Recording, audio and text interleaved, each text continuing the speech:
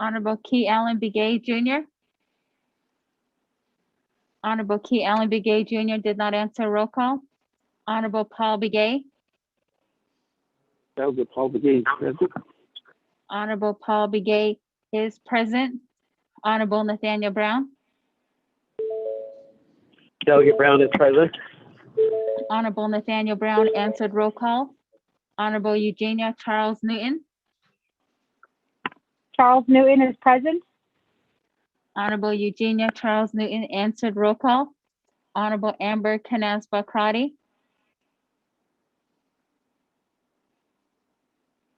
Honorable Amber Canaspa Crotty. Honorable Amber Canaspa Crotty did not answer. Roll call. Honorable Speaker Seth Damon.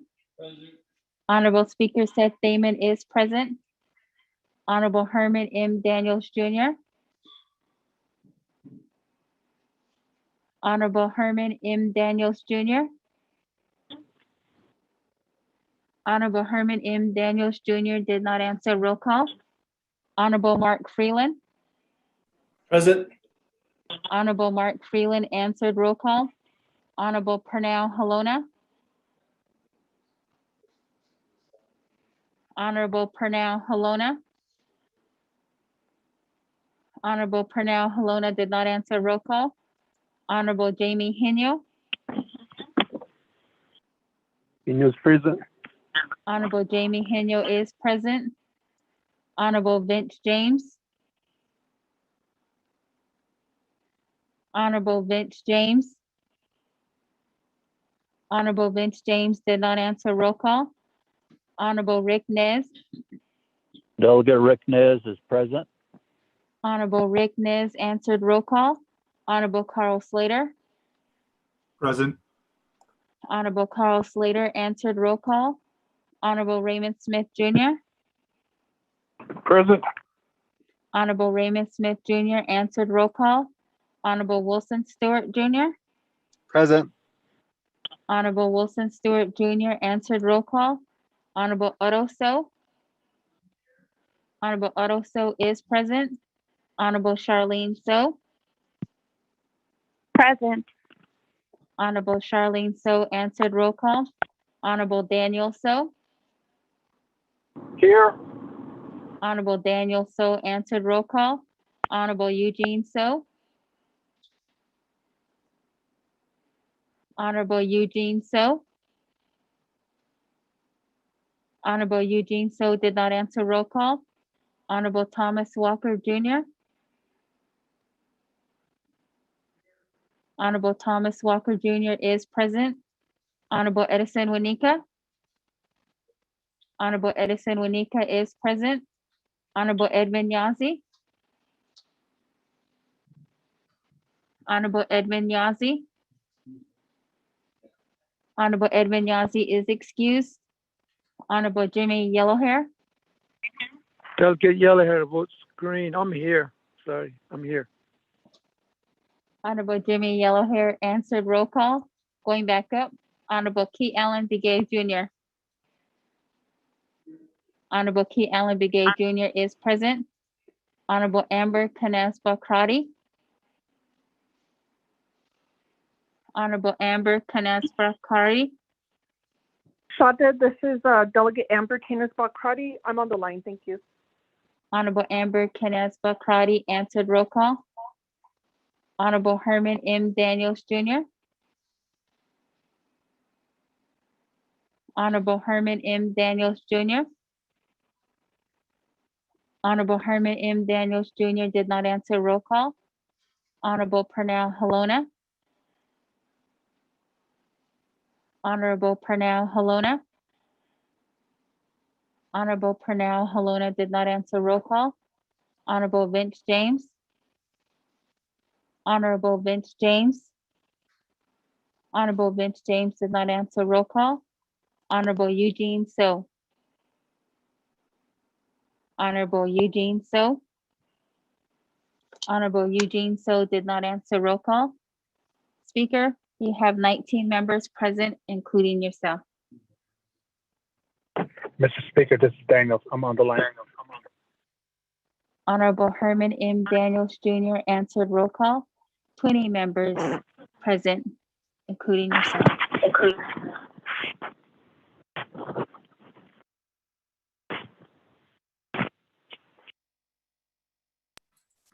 Thank you very much. So with that, colleagues, we have 20 members present. That again, as recognizes earlier afternoon, there was a invocation that was done by Honorable Wilson Stewart this morning. So we'll take that into consideration. Thank you, Honorable Stewart, for blessing the day and praying for the nation. That, moving on down, recognizing guests and visiting officials, colleagues, any recognitions at this time?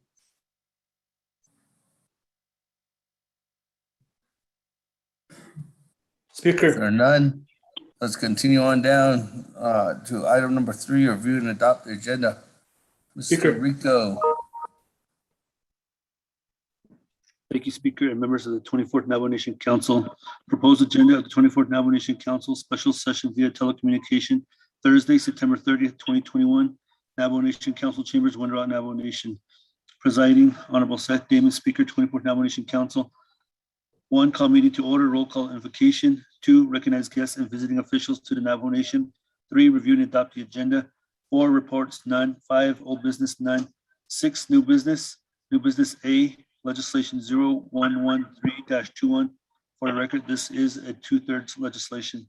7, close of session, announcements, adjournment. Mr. Speaker.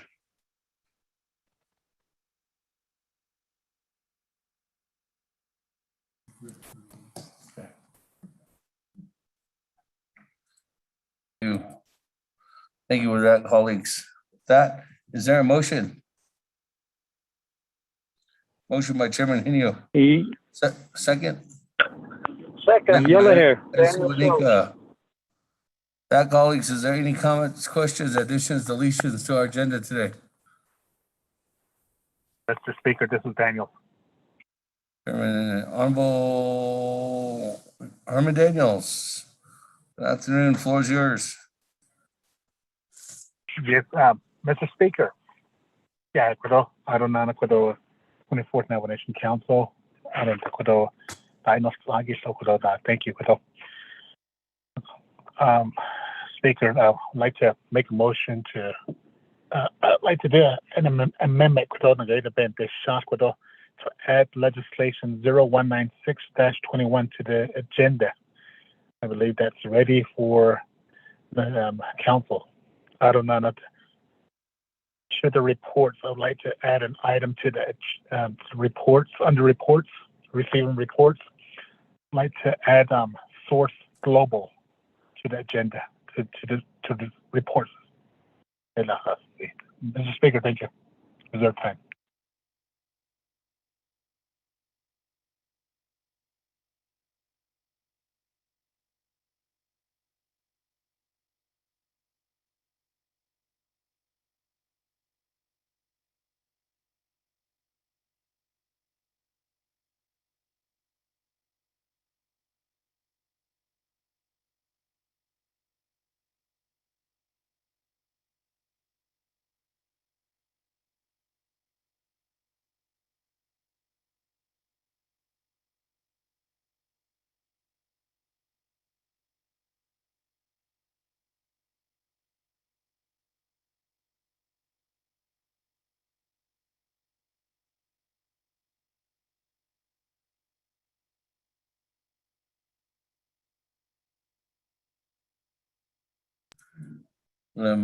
Honorable Daniels, I have 0196-21, which is ready, right, from council. What is the report from Source Global? Mr. Speaker, yes, add Source Global to the agenda under receiving reports. I know, but what is Source Global? Is this the same company that was questioned at RDC yesterday? Mr. Speaker, this is a different company. Okay. I want to provide council. I know, but when there's a report, it's in regards to something. Honorable Daniels, what is Source Global in regards to? Are they currently under contract with the nation, or, and they want to update us, or what's going on? Mr. Speaker, Source Global is a company that installs panels that turn air into water. So they just want to provide a report to the Navajo Nation Council, Mr. Speaker.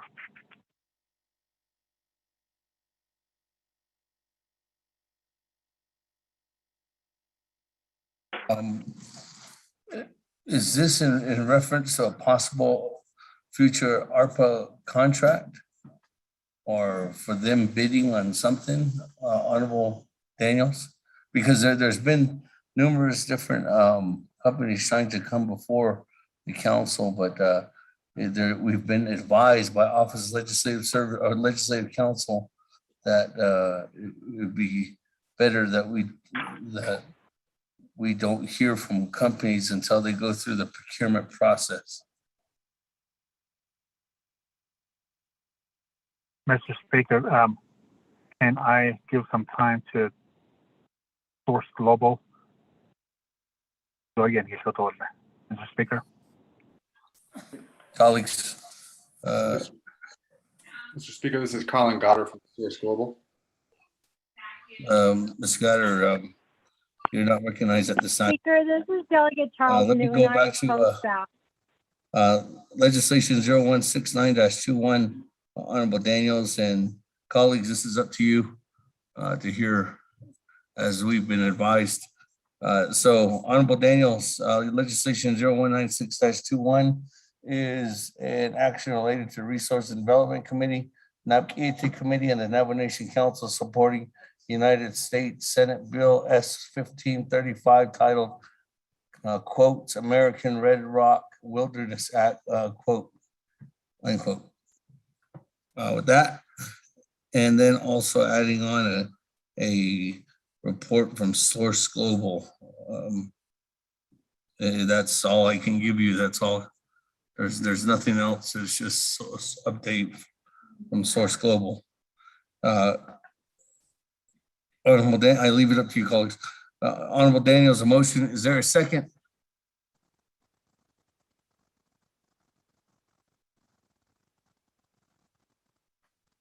Going twice. Question of privilege. Question of privilege. Vice Chair Walker. Daniel, so Question of privilege. Honorable Daniels. Before I recognize this. Yeah, replaces the formal tribal actions. Former, yeah. Question of privilege. Sorry, Chairman Daniel. So sorry. Not names here. thank you. Question of Thank you. privilege. The Yeah, floor is yours. I'm a long ways from Window Rock, so thank you for recognizing the question of privilege. Can I second, if should say my favorite shade, just add 0196 and not hear the report, because if they are going to apply for ARPA funds, we're giving them preferential treatment if we do hear their report. That's the condition that I would second motion Okay. to amend the agenda. Thank you. That question privilege goes back to Honorable Daniels. Mr. Speaker, thank you. Should say my favorite shade from Eastern. Yeah, I guess what we can do is we can take off Source Global off my amendment and maybe put them on the Navajo maybe the next Navajo. So right now, just 196-21 day Mr. Speaker. Okay. With that question of privilege, Chairman Daniel, so are you gonna second then? I second the motion. Thank you. Okay. So colleagues, right now we're adding on amendment number 0196-21, sponsored by Honorable Daniel, second by Chairman Daniel. So is there any comments, questions, colleagues? Speaker Damon, this is Delegate Crotty. Yes, Madam Chair, Amrocrati, on the motion, on amendment 1. Yes. Yes, thank you, Speaker. On Amendment 1, if I could ask the motioning party, Delegate Daniels, if you can modify to include legislation 0184-21. I'd appreciate that. That would be the Navajo Nation, the net action plan that's ready for council's action. Thank you, staff, for that. So, Speaker, if I can ask the motioning party, and I'll reserve my time. Thank you.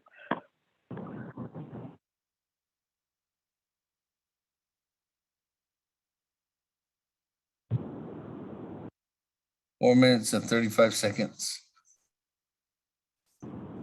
So there's no more time.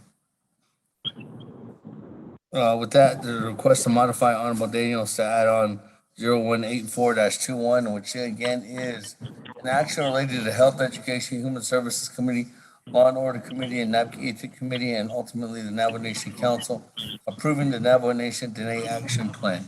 Honorable Daniels request to modify, to add that on in your motion. Mr. Speaker, Abiga, I concur. With that, Chairman Daniel, so as a second. I consent. Hey, with that. Hey, colleagues, on Amendment 1, as it stands, we're adding on two legislations, 0196-21 and 0184-21. With that, let me go ahead and continue on down. Honorable Slater, on Amendment number 1. Thank you, Speaker. I have a request to modify to add legislation 200-21 and then create a consent agenda with 184, 196, and 200. Thank you, Speaker. I reserve my time.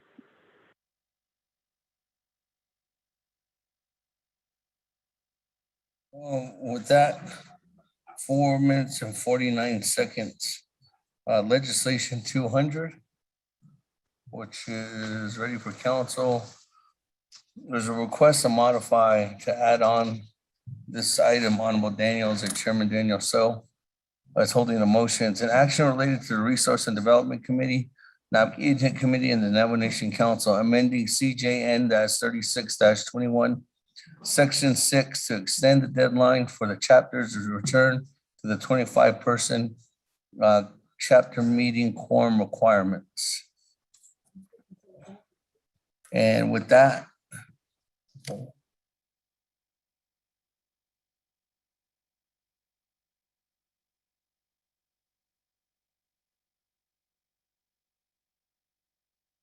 also in doing that, Honorable Daniels, there would be a consent agenda to add on 200-21,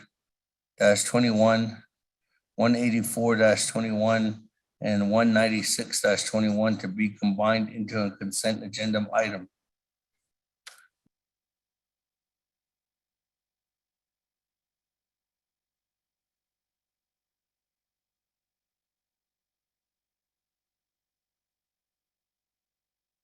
And because legislation 113-21 is 2/3 legislation, the consent agenda items would be after.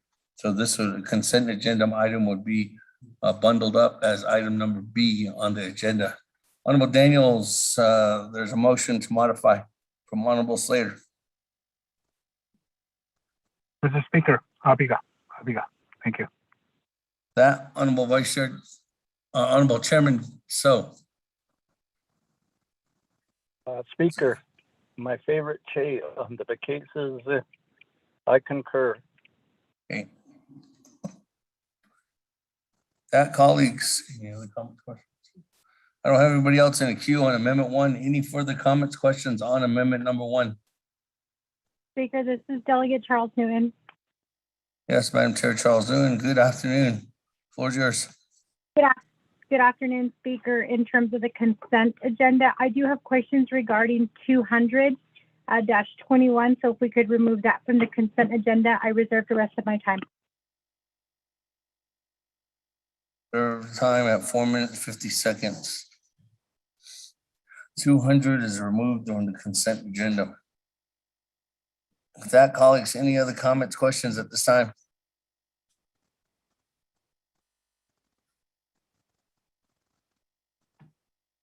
If there's none, let me go back to reserve time. Madam Chair, Amber Crotty, 4 minutes and 35 seconds on Amendment 1.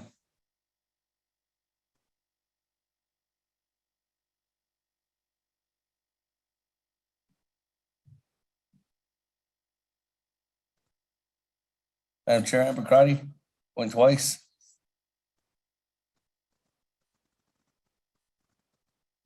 Madam Chair, Amber Crotty going 3 times. Moving on down, Honorable Slater, 4 minutes and 49 seconds on reserve time. Thank you, Speaker. I'm going to ask for clarification from yourself and I guess the rules experts. So the consent agenda will go first, then succeeding that will be the 2/3 vote legislation, and then after that will be 221. I'm asking because I think this is an effort to defeat that legislation, which is really important to all of our chapters. And I expect that the N2A legislation will go very late. So I'm concerned it may not be heard today. Is there a possibility that we could consider that legislation, if it's not heard today, sometime next week, or is this really the last opportunity? And I'll yield my time, Speaker. Thank you, Honorable Vice Chair Slater. 200-21, if the way the Amendment 1 is working right now, due to Rule 6 under Navajo Nation Council Rules of Order, 2/3 legislations must be heard first. So it would go item number A. If Amendment 1 passes, this is the way it would be up in the lineup. Item number A would be legislation 0113-21. Item number B would be a consent agenda items with 0196-21 and 0184-21. And then item number C would be legislation 200-21. And to answer your question about us having a special session next week, Honorable Slater, if it's just for legislation 200-21, there we can have it, and usually we can work together with you and to try to find a day in the afternoon to present that legislation next week, if we don't get to it this evening. That, moving on down, Honorable Madam Chair Charles Newton, with the reserve time 4 minutes and 50 seconds. Speaker, I waive my time. Okay. Moving on down. Any other comments, questions, colleagues? Amendment 1. Madam Chair Amber Crotty, going back to reserve time, 4 minutes, 35 seconds. Thank you, Speaker. If I could get clarification on what does this amendment currently look like, or is that being posted on our Zoom account? Thank you, Speaker.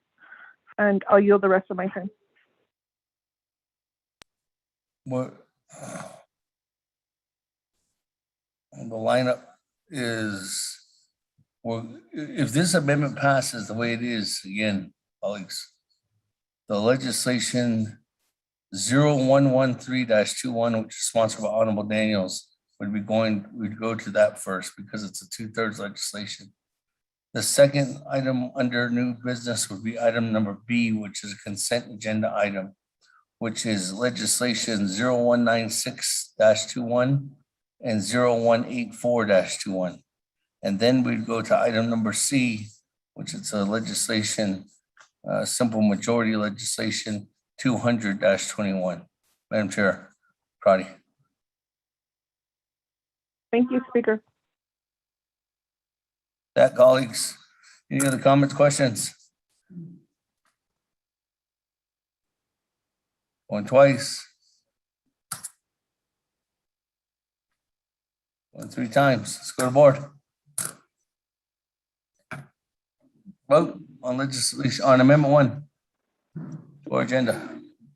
Honorable Almer Begay. I vote green. Honorable Almer Begay votes green. Honorable Key Allen Begay Jr., Delegate Kell votes green.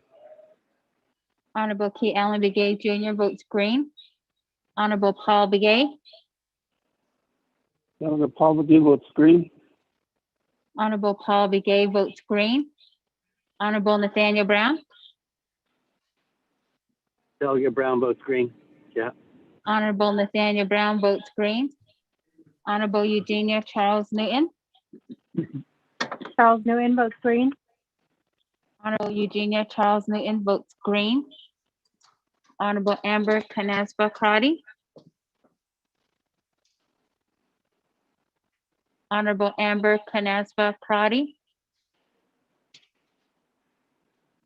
This is Delegate Crotty. I vote green. Thank you.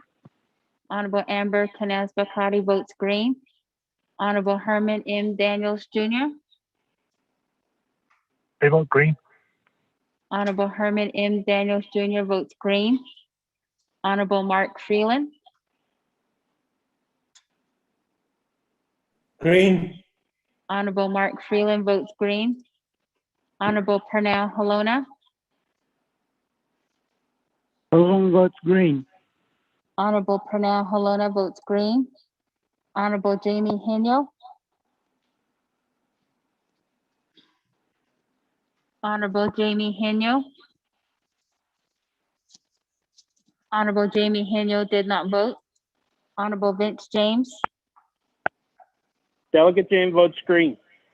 Honorable Vince James votes green. Honorable Rick Nez,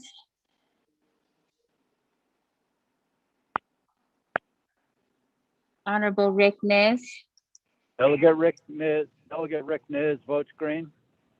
Honorable Rick Nez votes green. Honorable Carl Slater, Delegate Slater, green. Honorable Carl Slater votes green. Honorable Raymond Smith Jr., Green. Honorable Raymond Smith Jr. votes green. Honorable Wilson Stewart Jr.,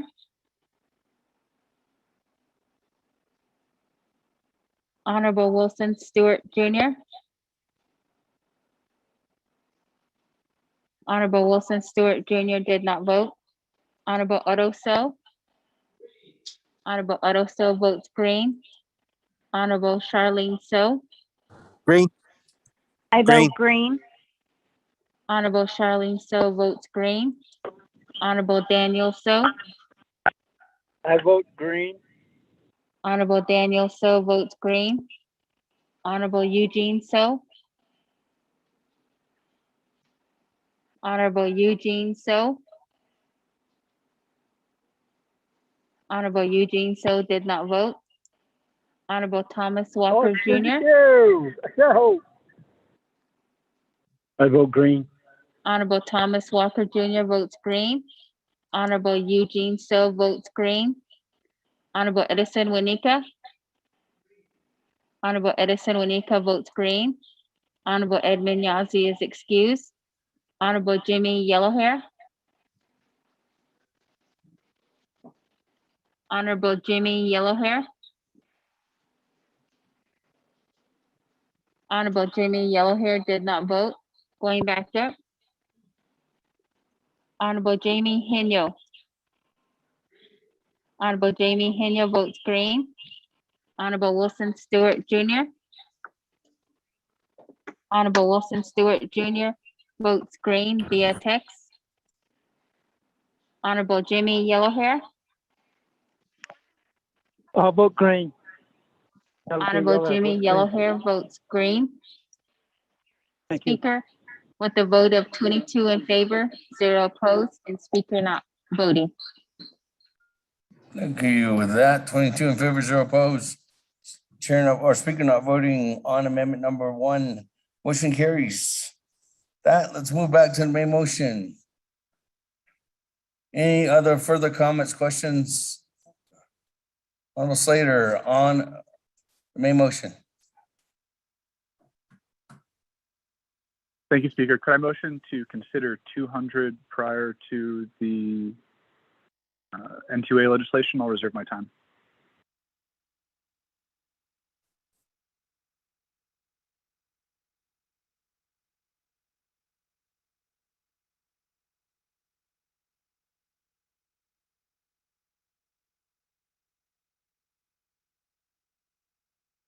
Question of privilege.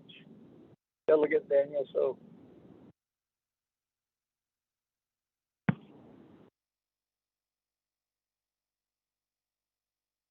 And Speaker, I misspoke. I meant prior to the consent agenda. I'll reserve my time. Question of privilege. Question of privilege. Daniel So. Yes, question of privilege, Chairman Daniel So. Kaya lang Speaker. So, Sunod ay, Edo sa Dines appears in the Daniel Strike, regarding Vice Chair Slater's request, do we have to suspend the floor rules to be able to do that? Well, That would be my question. Okay, thank you. Well, the two things that we could do, one is that we could amend the agenda at this time, and it would just be simple majority. To amend the agenda to move the legislation 200-21 as item number B, and then the consent item would be item number C. If we go forward and move on later on after the agenda is made, and Honorable Slater asked for the item 200 to be moved up, let's say after we hear from legislation 0113-21, at that time, Honorable Slater is going to be needing 16 votes to suspend the floor rules.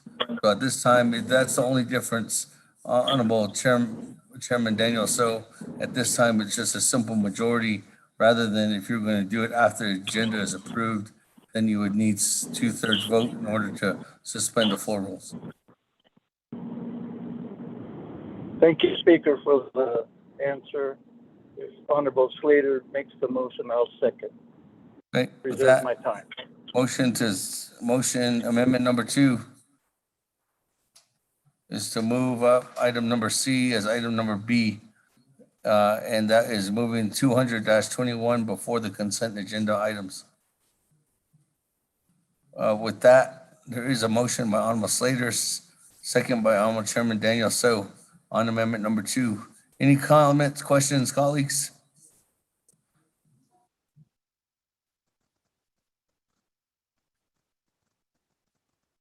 Going twice. Going 3 times. That, go to board. Honorable Elmer Begay. I will agree. Honorable Elmer Begay votes green. Honorable Key Allen Begay Jr. Delegate Key Allen votes green. Thank you. Honorable Key Allen Begay Jr. votes green. Honorable Paul Begay. Green. Honorable Paul Begay votes green. Honorable Nathaniel Brown. Honorable Nathaniel Brown. Honorable Nathaniel Brown did not vote. Honorable Eugenia Charles Newton. Charles Newton votes green. Honorable Eugenia Charles Newton votes green. Honorable Amber Canasba Crotty. Credit Delegate Amber Cannon Crotty, I vote green. Thank you. Honorable Amber Canasba Crotty votes green. Honorable Herman M. Daniels Jr. I vote green. Honorable Herman M. Daniels Jr. votes green. Honorable Mark Freeland. I vote green. Thank you. Honorable Mark Freeland votes green. Honorable Pernell Halona. Vote green. Honorable Pernell Halona votes green. Honorable Jamie Henyo. Amy votes green. Honorable Jamie Henyo votes green. Honorable Vince James. Delegate Chan votes green. Honorable Vince James votes green. Honorable Rick Nez. Delegate Rick Nez votes green. Honorable Rick Nez votes green. Honorable Carl Slater. Delegate Slater, green. Honorable Carl Slater votes green. Honorable Raymond Smith Jr. Green. Honorable Raymond Smith Jr. votes green. Honorable Wilson Stewart Jr. Green. Honorable Wilson Stewart Jr. votes green. Honorable Otto So. Honorable Otto So votes green. Honorable Charlene So. I vote green. Honorable Charlene So votes green. Honorable Daniel So. Daniel So votes green. Honorable Daniel So votes green. Honorable Eugene So. Awesome. Oh, So,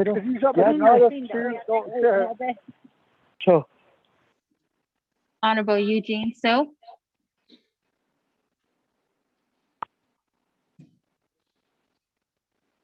Honorable Eugene So.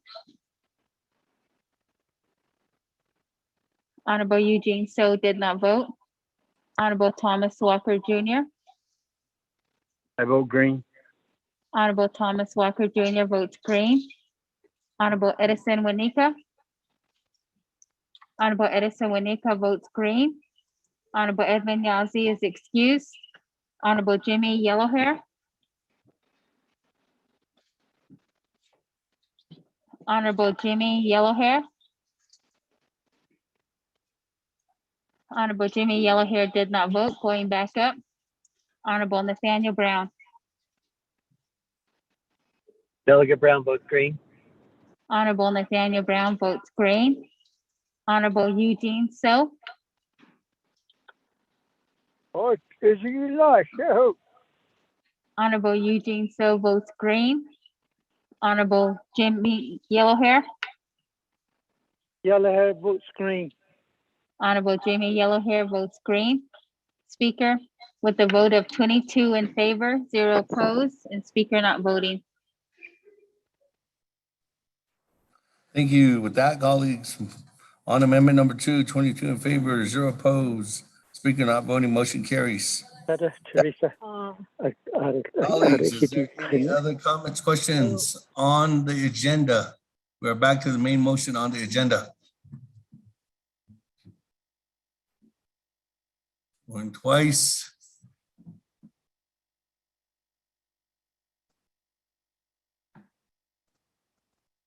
Going 3 times. Mr. Rico, second reading. Thank you, Speaker, members of the 24th Navajo Nation Council. You have 2 amendments. Amendment number 1 is to add legislation 0196-21, 0184-21, 0200-21 to the agenda, and also add legislations 0184-21 and 0196-21 to a consent agenda. Amendment number 2 is to move item C, which was legislation 0200-21 to new item B before the consent agenda and after the 2/3 legislation. Mr. Speaker. Thank you. That, colleagues, let's go to the board. On the main motion, 2 amendments. Honorable Almer Begay. I vote green. Honorable Almer Begay votes green. Honorable Key Allen Begay Jr. Delegate Kellen votes green. Honorable Key Allen Begay Jr. votes green. Honorable Paul Begay. Delegate Paul McGee votes green. Honorable Paul Begay votes green. Honorable Nathaniel Brown. Delegate Brown votes green. Honorable Nathaniel Brown votes green. Honorable Eugenia Charles Newton. Charles Newton votes green. Honorable Eugenia Charles Newton votes green. Honorable Amber Canespa Crotty. Delegate Amber Kinesba Crotty, I vote green. Thank you. Honorable Amber Canespa Crotty votes green. Honorable Herman M. Daniels Jr. I vote green. Honorable Herman M. Daniels Jr. votes green. Honorable Mark Freeland. I vote green. Honorable Mark Freeland votes green. Honorable Pernell Helona. Hello votes green. Honorable Pernell Halona votes green. Honorable Jamie Henyo. Henry votes green. Honorable Jamie Henyo votes green. Honorable Vince James. Delegate James votes green. Honorable Vince James votes green. Honorable Rick Nez. Delegate Rick Nez votes green. Honorable Rick Nez votes green. Honorable Carl Slater. Slater, green. Honorable Carl Slater votes green. Honorable Raymond Smith Jr. Green. Honorable Raymond Smith Jr. votes green. Honorable Wilson Stewart Jr. Green. Honorable Wilson Stewart Jr. votes green. Honorable Otto So. Honorable Otto So. Honorable Otto So did not vote. Honorable Charlene So. I vote green. Honorable Charlene So votes green. Honorable Daniel So. I vote green. Honorable Daniel So votes green. Honorable Eugene So.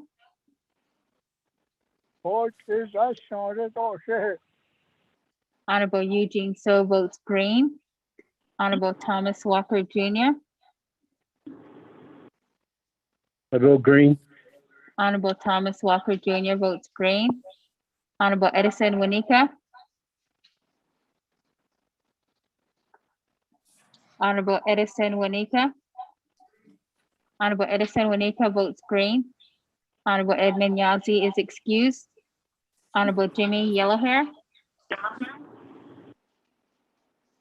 Delegate Yellowhair votes green. Honorable Jimmy Yellowhair votes green. Going back up. Honorable Otto So. Honorable Otto So. Honorable Otto So did not vote. Otto So votes green. Honorable Otto So votes green. Speaker, with a vote of 22 in favor, 0 opposed, and Speaker not voting. Thank you. With that, colleagues, 22 in favor, 0 opposed. Speaker not voting on the main motion. We do have an agenda before us. Let's go ahead and continue on down. Item number 4, reports, there are none. Item number 5, old business, there are none. Item number 6, new business, legislation 0113-21. Sponsored by Honorable Herman Daniels, co-sponsored by myself, Seth Damon. That, Mr. Rico, if you could read that into the record, and then we can go on from there. Thank you, Speaker. Members of the 24th Navajo Nation Council, tracking number 0113-21, an action relating to the Resource and Development, Budget and Finance, and Nabaquiete Committees and the Navajo Nation Council appropriating $27,991,281 in citizen funds to the Navajo Tribal Utility Authority for the completion of 2,794 utilities projects across the Navajo Nation, approving the NTUA 2,794 projects expenditure plan pursuant to 12 NNC section 2501 to 2508, sponsored by Honorable Herman M. Daniels Jr. and co-sponsored by Honorable Speaker Damon. There are committee reports from the Resource and Development Committee that recommend a due pass with no amendments. A committee report from the Budget and Finance Committee that recommend a due pass with no amendment. And a committee report from the Nabaquiete Committee that recommend a pass with one amendment. Amendment number 1 on page 1 at line 13, on page 5 at line 9, on page 6 at line 6, 10, 15, and 29, on page 7 at line 30. Make the following change to the dollar figure shown in each line. Overstrike $27,991,281 and replace it with $31,507,369.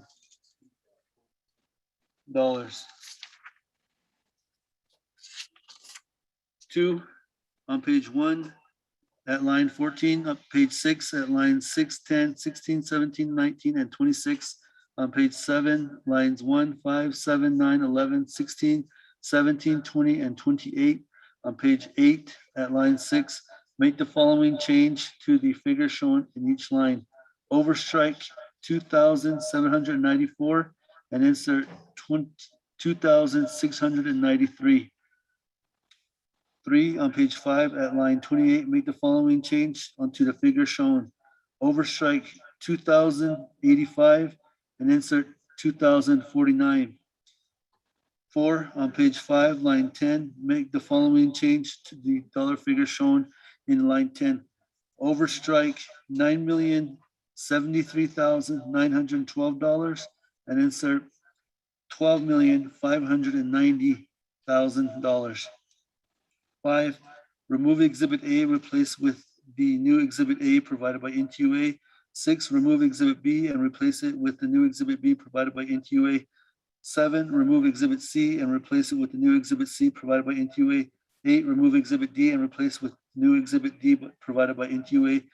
9, remove Exhibit E and replace it with new Exhibit E provided by NTUA. 10, remove Exhibit F and replace it with new Exhibit F provided by NTUA. 11, renumber the letters succeeding paragraphs, sections, and exhibits as necessary and appropriate.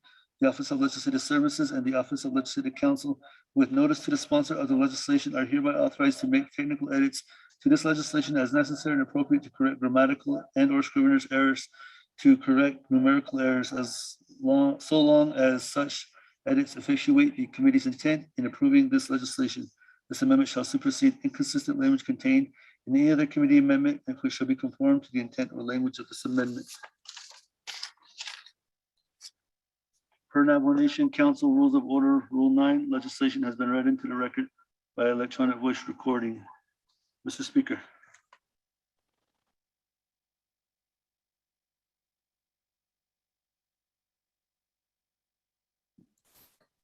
Thank you very much, Mr. Rico. With that, colleagues, is there a motion? Motion by Honorable Wanika. Is there a second? Second by Honorable Paul Begay. That, colleagues, any comments, questions? This is Delegate Charles Noon. I do have a question. Sir Charles Newton, with that, Honorable Daniels, 20 minutes on the board.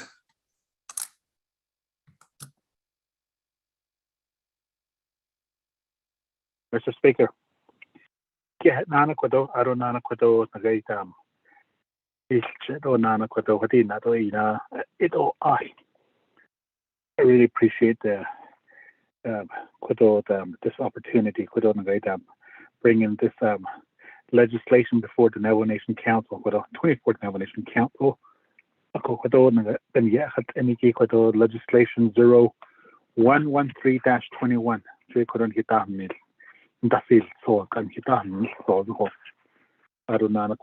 I have my agent as well, from NTUA, Arash Mulini. He's my agent. The purpose of this legislation is to approve dollars from the Citizen Fund, $27,991,281. But there was some amendments during the Navajo committee meeting. So those figures, 27 million. It went up to $31,507,369. What's what even like not being so the meal in Sagi. So not it has not been on not the shot the meal years not kidding has not been on Sabbathino a shot base so you could have kid the eight the hotza in a great cutting a shot the meal so started has not been so base so the meal years cotton has not been not a base on el hunza el kidko AD could on great and yet had indicate to connect more homes with electricity throughout the Navajo Nation. Aronan Twido, Aronan Quidon Nagaita, solar, photovoltaic Nagaita, homes Nagaita, it's on Aronas Naliki, Jehudat, Ape, Kanada, the other way.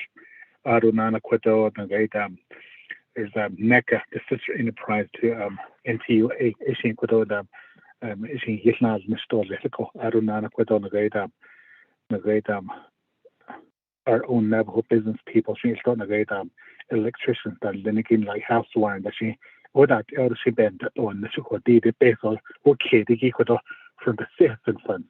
So at this time I'm gonna give some time to my agent Quadona Gata, you know you have to Quadodam so that I need agent Quadogani about this legislation and also the amendment that was made during the Navajo committee meeting. Yet that is the Yanis Quadon I don't know if we are not saying Yakudo, not the Kiddishi could get it neat at all. Mr. Speaker, I'm going to give some time to my agent, Mr.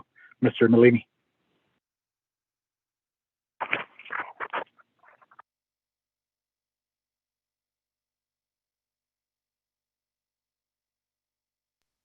Yes. Agent?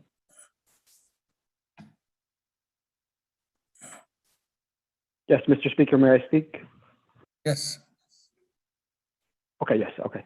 Thank you, Honorable Doggett Daniels. I Arash Nathan Walmi Yenishe, Tohad Vinishle, Persian Clan Bashichin, Kia Ani Dashiche, Persian Clan Dashanali.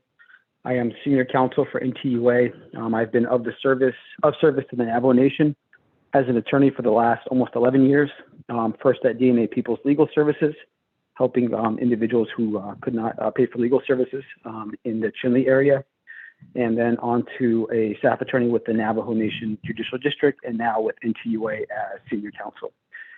And I just wanted to give a quick, not a quick, but an overview of kind of the history of where this came about, and then go over the project summary. And then there were some questions asked and some information requested at the NABI meeting that we did provide, so I wanted to go over that briefly as well. So as you all are probably familiar with, NTUA, the Navajo Nation Council, through Speaker Damon and the 24th Navajo Nation Council, as well as President Nez, were gracious enough to award NTUA funds through the CARES Act. And as part of that, NTUA had an initiative to connect as many families to electricity, to provide water services, to provide wastewater services, broadband services, and to make sure that we could provide basic utility infrastructure to help prevent the spread of COVID-19. We knew that many people were home at the time, couldn't go to work. They had to do telehealth appointments from home or from different areas, and also the students had to do virtual learning. So as part of that, NTUA was awarded funds, and we connected 737 homes to the electric grid. We connected 30 families with water and wastewater services, as well as various other projects across the Navajo Nation. So, CARES Act has wrapped up, and that has been, in many ways, not fully closed out, but closed out. So one of the questions after, we wrapped up is we had some projects that weren't completed. But we also had members of the community and leadership asking, NTUA, we didn't get connected during this time, during the CARES Act time. There was a deadline of, December 30th, and that passed. So what do we do now? What's next?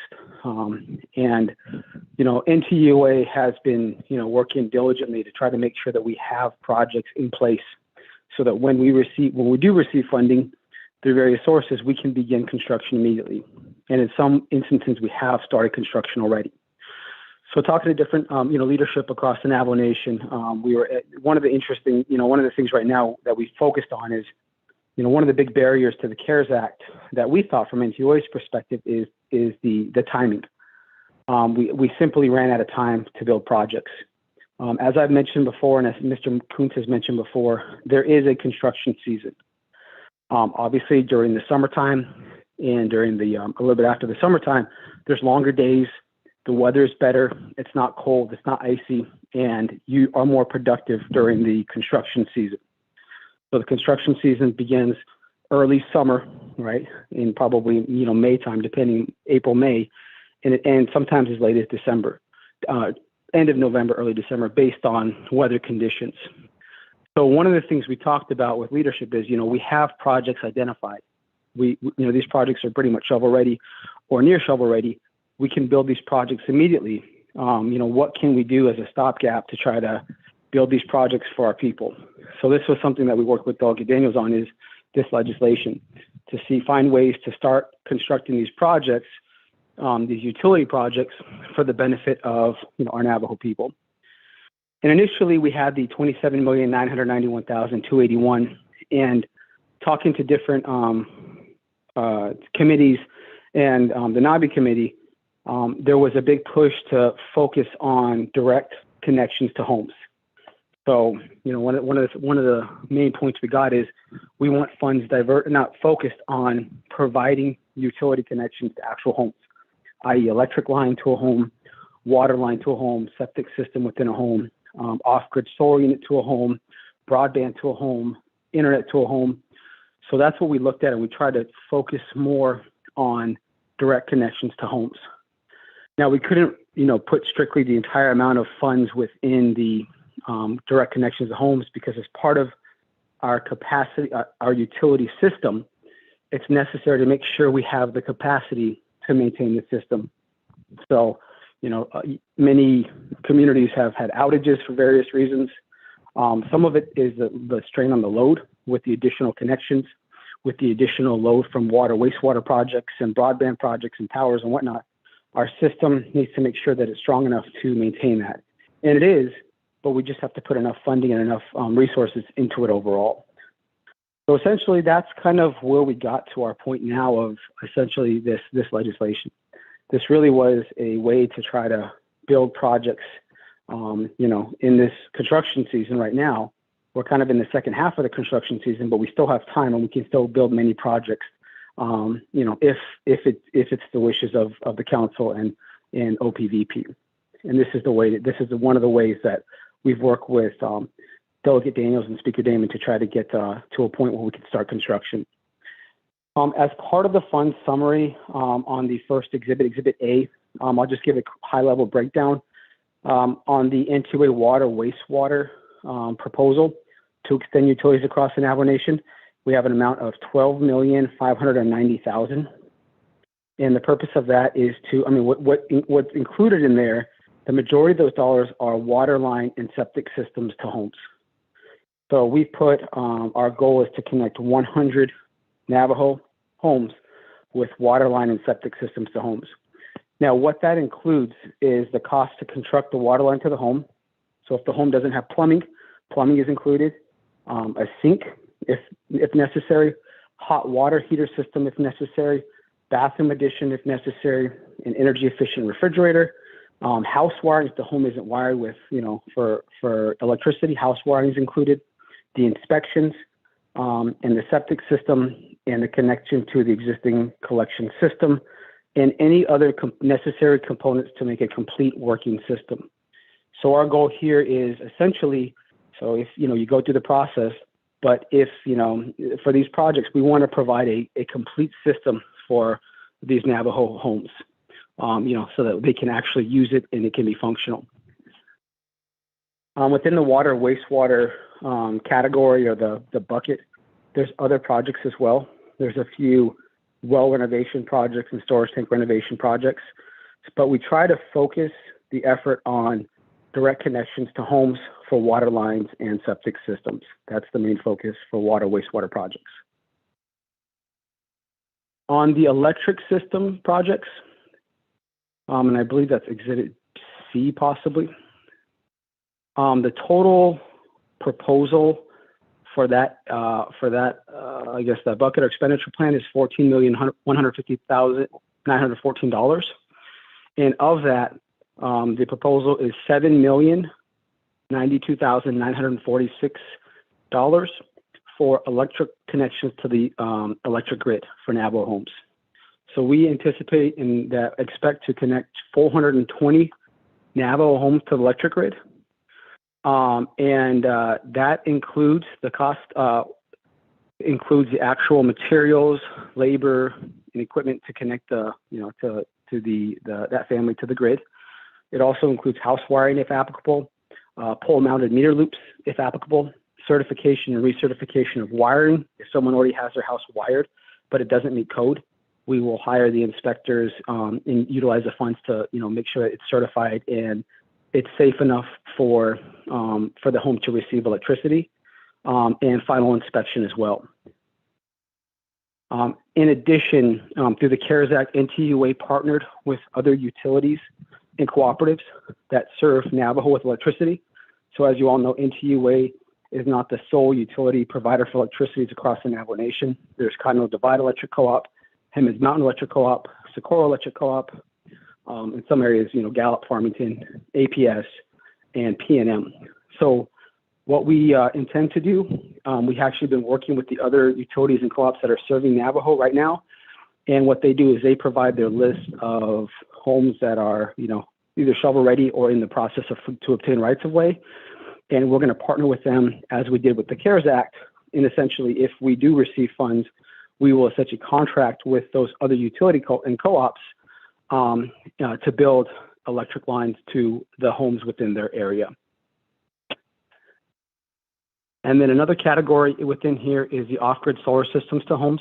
We've identified that we can complete approximately 80 off-grid solar systems to Navajo homes at a budget of $3,803,040. Those units or solar projects include funding to complete the actual solar system and unit. It also includes the interior house wiring, certification and recertification of wiring, inspection. It also includes a generator. And the reason why we need a generator, or we think we need a generator for the off-grid solar units, is, as we know, for the solar units, they're not always, the sun isn't out 24/7. If there's a snowstorm and the unit runs out of, energy because there's no sun, we want to make sure those homes still have the ability to receive electricity. And then if we provide a generator, at least they can get by through the time in which the solar system is not providing that energy. So that's the idea behind that. An ATS switch, if the home switches over to a electric connection, we want to make sure it's compatible, and an energy efficient refrigerator. And then in addition, there's various capacity projects. One of the things we focus on is raptor protection at the substations. We've noticed that through our records, we've noticed that many of the outages recently have been related to birds and species getting into the substation and causing, shorts. So we allocated and set aside dollars within this plan for raptor protection to prevent as many outages as we've had related to this issue. And lastly, the last expenditure plan is for broadband projects. This is for 2,049 projects at a proposed amount of $4,766,455. This is for a few tower build, the Jeddah new tower build, a few fiber builds in the Chi area. We've got a Monument Valley fiber build and a few Tuba City courthouse and chapter house fiber build as well. We also, as part of NTUA under the CARES Act, we made improvements to the infrastructure on our towers so that NTUA Choice Wireless customers receive a better, faster internet product. But with that, with those upgrades to the system through the CARES Act, it's necessary to switch out the equipment within the homes. So, a home receives a modem and equipment when they receive services. Well, in order for them to benefit from the faster speeds, they need to make sure we switch out all of the equipment. So we put funds aside in here for the customers to get the upgraded equipment. And in addition, since if this is approved, the funding is through the Navajo Nation, the customer would be the owners of the actual equipment, meaning there's usually a $10 lease fee on a monthly basis. They wouldn't have to pay that. They would be owners of that equipment for the duration of their service, and afterwards they'd be owners of it. In addition, we put operating expenditure dollars for the 42 student Wi-Fi hotspots that we installed across the Navajo Nation. So through the CARES Act, we knew that internet and broadband services was a huge deal and a huge need because of virtual health, virtual learning, telehealth, and just making sure that everyone was socially distanced and not going into public. So NTUA, along with Choice Wireless, installed and put in place in service 42 student Wi-Fi hotspots across the Navajo Nation. And these funds will pretty much allow that student Wi-Fi hotspot to continue to be in service. Now, we still have those in service, and obviously there's dollars to, we have to actually utilize funds to keep those in service. So this will allow it to continue for the foreseeable future. Those locations of the student Wi-Fi hotspots, I don't know, it's 42 across the Navajo Nation. If you guys want me to list those, I can, but I'll hold off in the interest of time. So that's pretty much everything related to the actual legislation. Once again, the purpose of it is to start construction during this construction season. We know, even though with with CARES Act, it was a limited amount of time. Even with ARPA, when we talk about 3 to 5 years, for NTUAs and other, NECA and other companies, that means there's only 3 to 5 construction seasons left. So we've essentially already lost about half of the first construction season. So we're trying to utilize and make sure that we can, capitalize on starting to build projects as soon as possible. I know there was also questions related to the debt ceiling. One of the questions raised was, NTUA, the council supported the debt ceiling, and why are you coming back and asking for funds for this? For these projects overall, once again, obviously, the focus is on connecting families overall with utility services. Just a quick few points on the debt ceiling. It's not a line of credit to be drawn at discretion. We have to apply for that credit, and it has to be approved as creditworthy by a funding entity, and we have to meet a certain criteria, right? So it's not Navajo Nation money. It just gives us an authorization limit for us to manage from within our own company. It's intended to cover needs over a period of time and not to be fully enacted all at once, but as needed as plans and growth needs are increased. We're continuing to try to monitor that. But if you look at the report that I provided to you, and this could be just a dialogue we can have just a separate dialogue on this because it's so in depth. But essentially the bottom line is, NTUA has entered into funding obligations of approximately $400 million for our to provide electric connections to homes, to build out electric capacity projects, for broadband projects, and to construct additional NTUA facilities across the Navajo Nation. In addition, one of the big pushes is for the Navajo Nation through NTUA to be owners of generation plants, right? So as part of being an owner and having an equity share in a large-scale project. Thank you, Rosh. Thank you, Honorable Daniels, for that. With that, colleagues, we are on legislation 0113-21, sponsored by Honorable Daniels, co-sponsored by myself. We do have a motion by Honorable Wanika, second by Honorable Paul Begay. Let me go to the floor. I do have in the queue Madam Chair Charles Hilton and then Honorable Elmer Begay. Madam Chair, the floor is yours. On the main motion. Thank you, Speaker, and thank you for the presentation. I was just simply inquiring about the debt ceiling and how that differs from, as you stated, coming before council, once again, asking for more funding.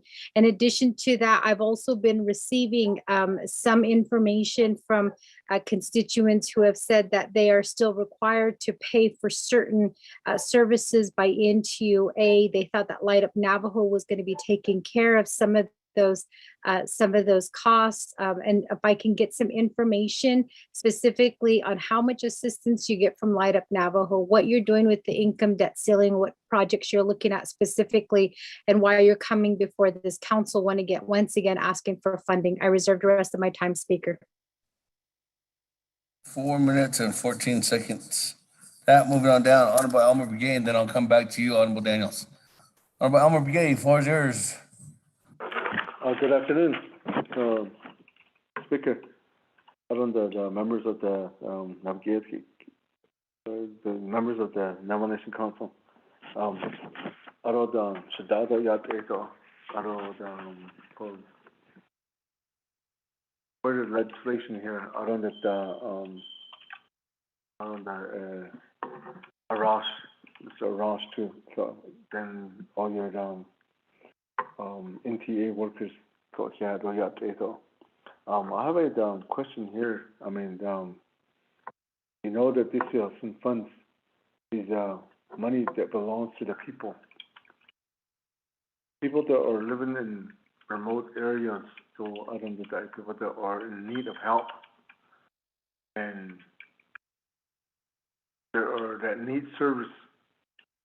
So my question goes to you is that you mentioned that regarding the funds of CARES funds,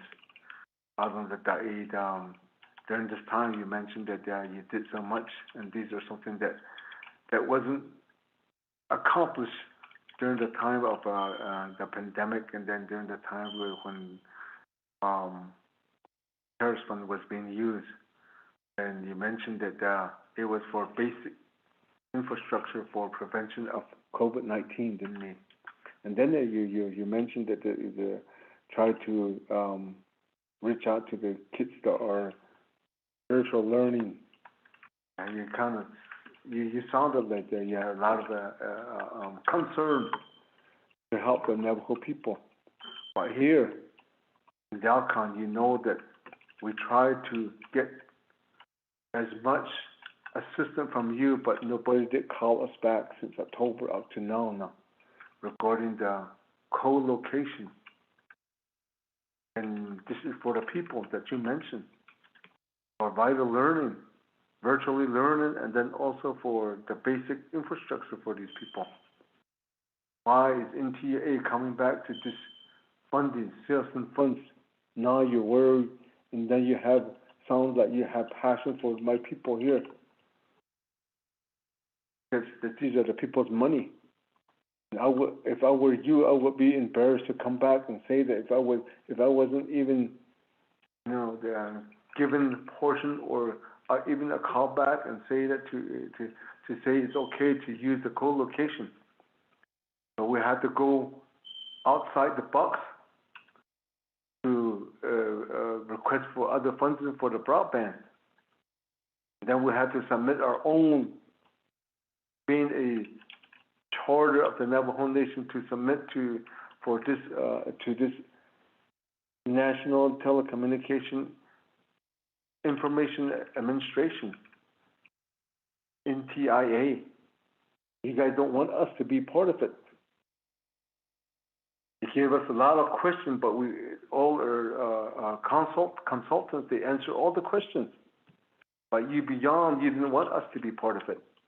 Now, I can't understand why you're saying that these are for the basic infrastructures, for COVID-19 and for student virtual learning. Here you're asking for this money again. So, and then right now you're going into to asking this funding to construct power line and water line, and you can go into doing your basic plumbing and being an electrician out there too again. These are the people's money. We have our own contractors that can do plumbing, and then they can do house wiring. And I don't know why you want to be a monopoly to all these infrastructures. So I think I need a very good understanding of why you're asking for this fundings again, where you don't want the District 7 community to be part of your co-location. So that will be my question to you. I think I need a little more understanding, explanation to my people. Give me a question, Speaker. Thank you. Yeah, reserve my time.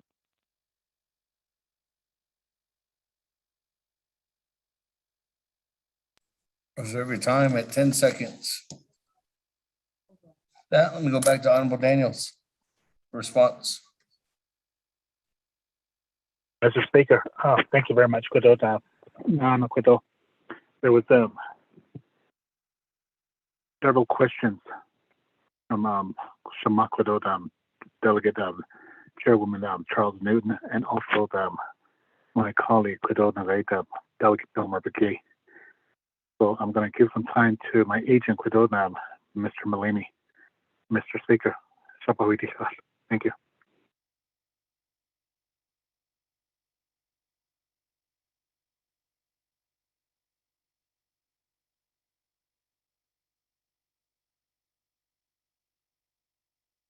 Yes. Raj? Can I speak? Okay, thank you. Thank you, Delegate Daniels. Thank you, Madam Chair Charles Newton, and Delegate Elmer Begay for those questions. I believe the first question was related to the debt ceiling, and the question pretty much is related to the council supporting NTUA's debt ceiling increase, and why can't we use that money for for these types of projects? And first off, NTUA currently has about $200 million in debt that it has on the books that's related to these types of service. It's related to connecting families with electricity, through electric connections, capacity projects, broadbands, and funds for new infrastructure across the Navajo Nation. And that's the FFB RUS loan, the kind of the first line item. And then if you can see, I don't know if you have the sheet up, but I'll just provide the information verbally that we anticipate we have already actually signed a new loan with the United States Department of Agriculture, Rural Utility Services. It's called the M48 Loan, and that is for $275 million, $759,431, and that's for the same purpose. Those loans are based off of a 4-year work plan, and those include funding and construction, infrastructure build out and construction for electric connection projects, power line projects, capacity projects, broadband infrastructure projects, and funding for new buildings and infrastructure. So we already have those two, we have those two, that debt that's directly related to providing services and improving our system for the Navajo people. In addition, NTUA goes off of a 4-year work plan through RUS. So we will incur an additional $235 million we're projecting in about 4 to 5 years. We're going to do the same to make sure that our system, for the same purposes. So we try to balance all that out. What I want to explain on the debt ceiling versus, the proposal that we laid out, in front of council is that when we incur debt,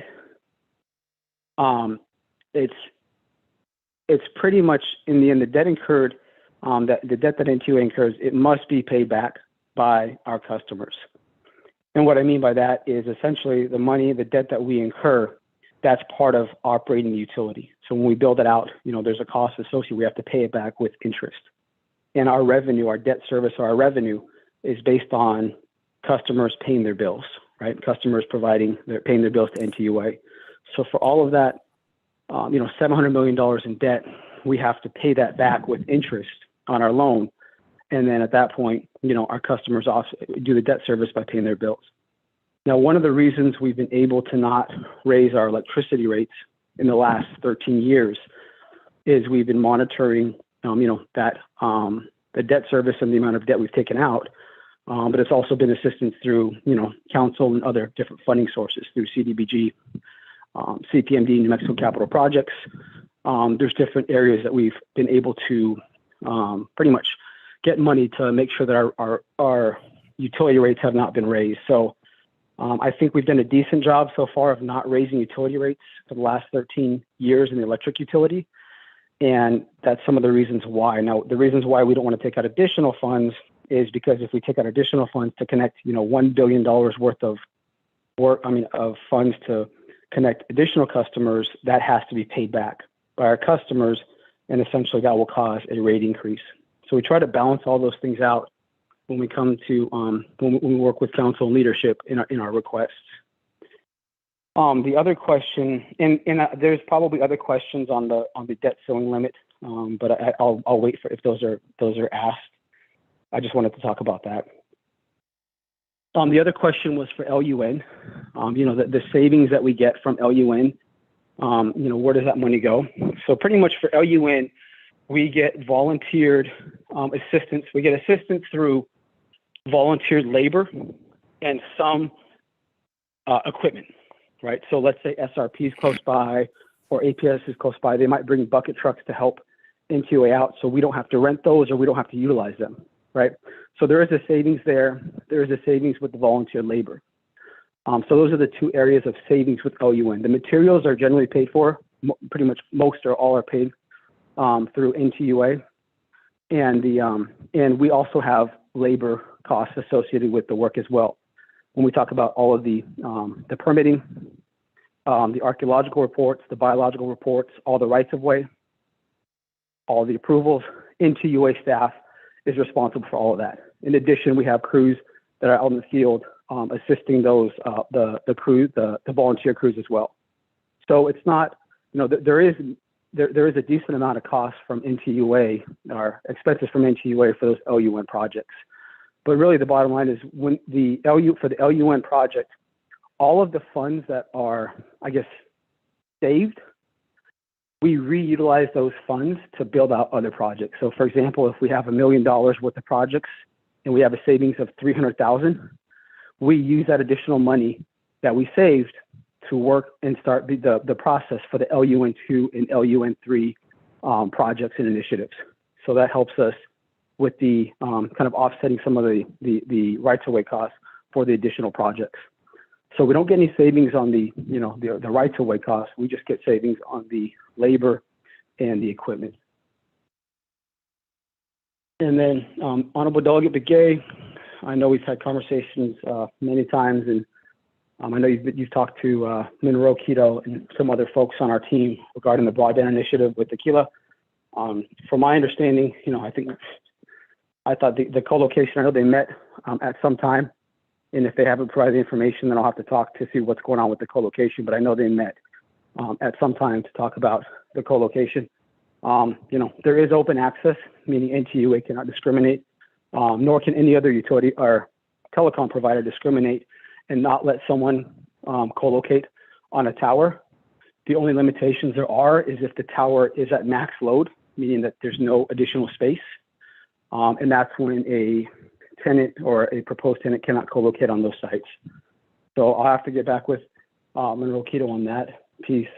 As far as the Navajo contractors, I want to be clear that we utilize Navajo certified plumbers and Navajo certified electricians for our projects. So what we have to do is we have to go to the Navajo Nation procurement process, and we have to make sure, we have to do RFP. There's preference for certified, priority 1 and priority 2 businesses. And we did that through the CARES Act. For ARPA, in anticipation of ARPA, we have gone through an RFP process to solicit qualified Navajo or qualified electricians and plumbers as well. Just recently, the board approved approximately $10 million worth of contracts for Navajo certified electrician contractors. So we haven't awarded we've awarded it's been authorized $10 million towards Navajo certified electricians. So that's part of our initiative, is to create jobs in the nation's initiative to create jobs. So we contract out all of the house wiring work and the kind of the meter loop work and the plumbing work, and NECA does that too. So we don't do those components of the project ourselves. Now I will tell you, there's many different various individuals or small businesses that come to NTUA and say that they're qualified to do the work, and we get their information down. And as part of the process, what we have to do pursuant to Navajo Nation law is they have to be recognized as a priority 1 or priority 2 business for certain amounts of dollars. And what we've noticed is that many of the Navajo smaller businesses are not either recognized or shown in the Navajo Nation Business Regulatory Office. So if they're not shown or if they're not recognized as a priority 1 or priority 2, by law, NTUA can't recognize them, and the Business Regulatory Department doesn't recognize them as such. So we have many, qualified workers, but they don't get that preference simply because they're not recognized by the Navajo Nation. And what they generally do is they generally partner up with the other larger Navajo certified business, and they work under them under some arrangement. But I just wanted to provide some feedback of what we're dealing with these various challenges. Thank you. Thank you. That, let me go back to the floor. Any Speaker. other comments, questions? I don't have anybody in the queue at this time. Speaker Freeland. Honorable Freeland, Speaker, then Honorable Eugene So. Thank you, Freeland, Speaker. floor is yours. Daniel, so. Thank you, Speaker Aroshanatala. Thank you. I do have I would like to entertain a motion for an amendment. I did send out an amendment at 4:30 PM, Speaker, to the council, adding some folks in Standing Rock, 17 homes. So Edia, I'll reserve the rest of my time. Thank you, Speaker. Amendment number 1. Mr. Rico, you got that?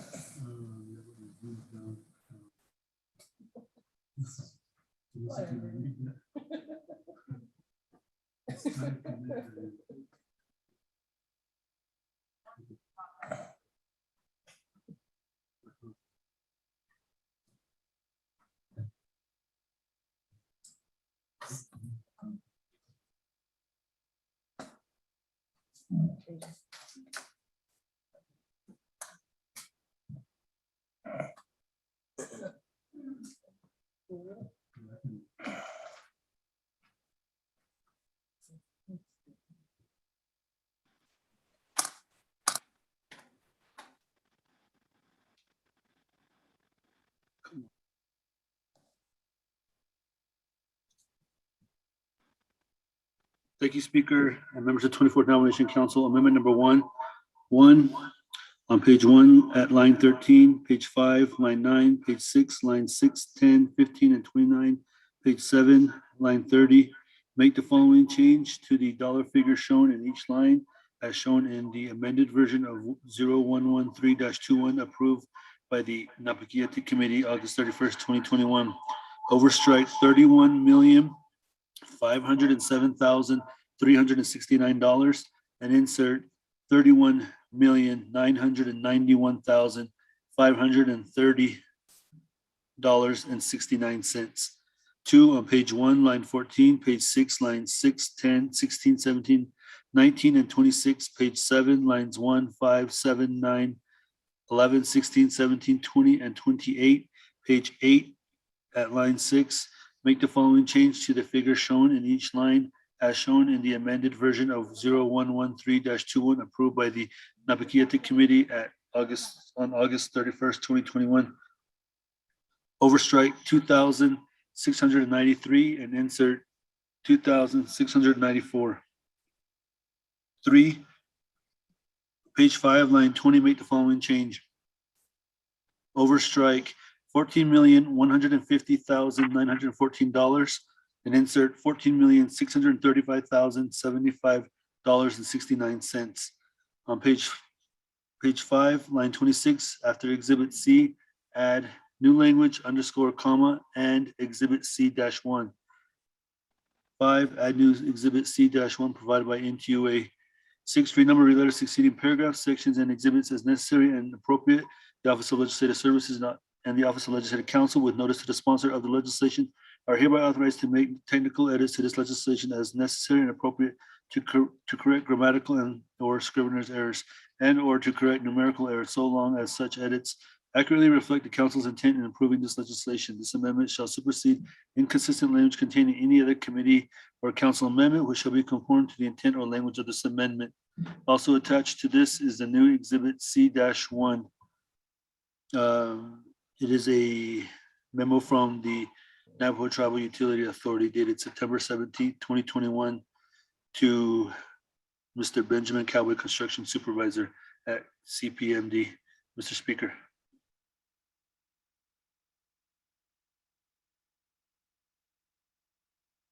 That, colleagues, there's a motion by Honorable Freeland. Is there a second? Second, Stewart. I'm taking my Honorable Stewart. Any comments, questions, colleagues, on Amendment 1? Here's Delegate Elmer Begay. Honorable Elmer Begay on Amendment 1. I'll question, Speaker, thank you for that. When I'm looking at the amendment. Below it has the letter from NTA on September 17th, 2021, which is about a few days ago, maybe a week and a half ago. And it's preliminary.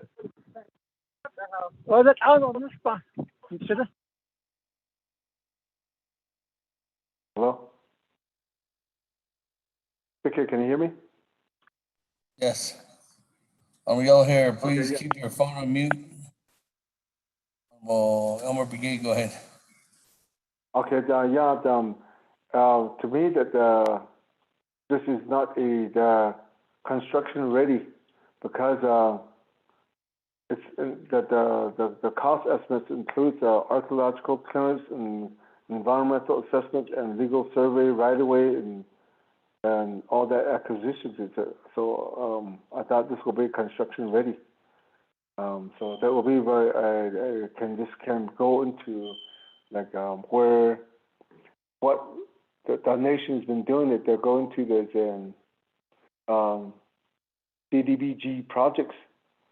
They go into like competitive projects. With this, I think if we could do this, I think we have some projects that are like this. They're just preliminary, but we can start putting it in. I think that will be my question, and then Speaker, thank you.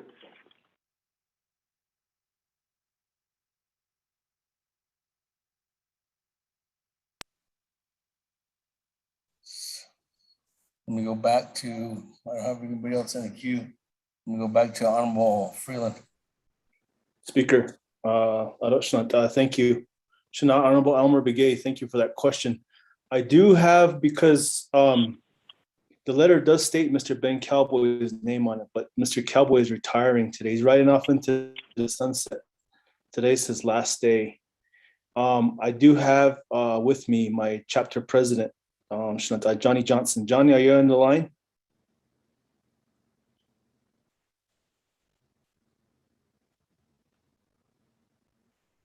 *6, Johnny. Speaker. Yes. Can you hear me? Daniel, so I'm on the line. Okay. Mark. Yes. Did you hear the question? Yes. Speaker, go ahead. I'm sorry. Speaker, Delegate Daniel So. Johnny, did you hear the question? Yes, I did. Hold on. Honorable Freeland, I came back to you for a response to Honorable Elmer Brigade. So that's where we're at. Chairman Daniel So, I'll put you in the queue on the amendment. Speaker, I just want to caution Delegate Freeland. Riding off to sunset is not, it's not the same as saying retiring. Okay, my apologies. I ask, that is just uncalled for. Okay. Thank you. Thank you for that clarity. Honorable Freeland. Thank you, Speaker. My apologies, Che. I didn't mean that in a derogatory moment, but Mr. Cowboy is retiring today, so my apologies for that. I didn't mean it in any way.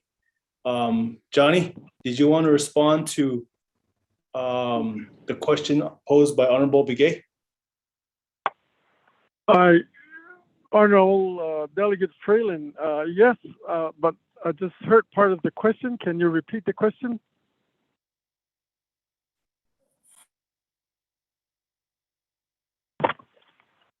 Hello? Is Mr. Johnson one of your agents, Honorable Freeland? Yes, he is. He's my only agent because Mr. Cowboy is not available today, Speaker. Thank you.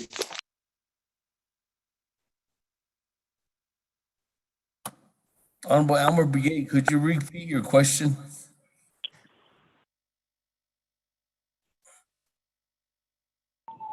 Back here, Speaker, I was looking at the letter from NTA given to Mr. Cowboy. But all the CC copies under that, it does say that Mr. Johnson is part of that. So my question is, this is a preliminary, and understanding that when you look at the cost estimate, it includes the archaeological clearance and the right-of-ways hasn't been done yet. So I thought that this was a construction ready. So I think if we're going to start redoing this, this is just submitted a week and a half ago, back in September 17th. So does that mean that we can start adding our projects on this legislation? But this is not construction ready. That was my question, Speaker. Thank you. Honorable Freeland, come back to you. Thank you. Thank you, Sanat. Honorable Elmer Begay for that question. Sanat, Johnny, did you hear the question? Yeah, Sanat, I heard the question clear. Okay. Can you hear me? Yes, we can hear you. Go ahead, and if you can respond, Sanat. Oh, yeah, Sanat, Speaker Damon, doing the Honorable Delegate Begay for your question, and the rest of the Navajo Nation Council. Yeah, Kodo ya Shahosagi. You can I dikidiki old Annie, Annie in the Yahad at Akunde preliminary Hatnegi, Asate, but the Inish being a great Ahowada, Hoa being that old Adosa. It's not being dusted.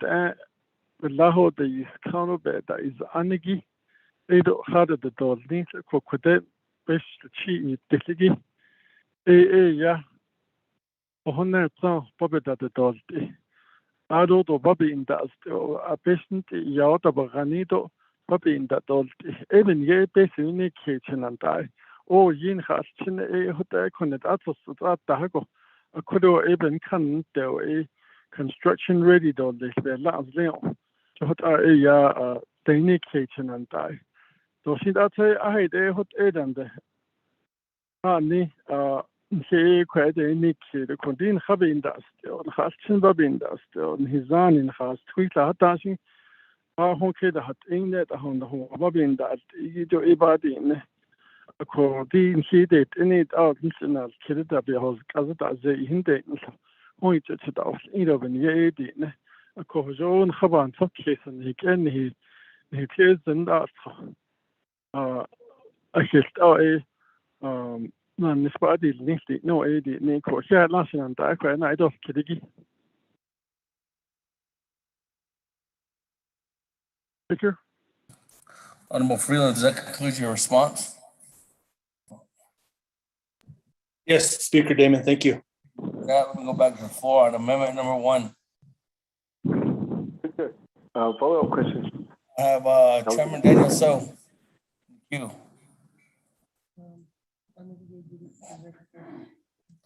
Yes, and this, thank you, Speaker, to members of the council. Adisha Che, thank you for sponsoring this legislation. Speaker, I wanted to be in the queue for the main motion. We got you on the main motion. Thank you. Follow-up question, Speaker. Honorable Elmer Begay, you didn't reserve your time. Speaker, this is Delegate So. Yes, Honorable Charlene So, I can put you in the queue. Honorable Yellow Hair, please mute your phone. You're knocking on someone's door. It's not the chamber's door. Honorable Charlene So, floor is yours. Good evening, colleagues.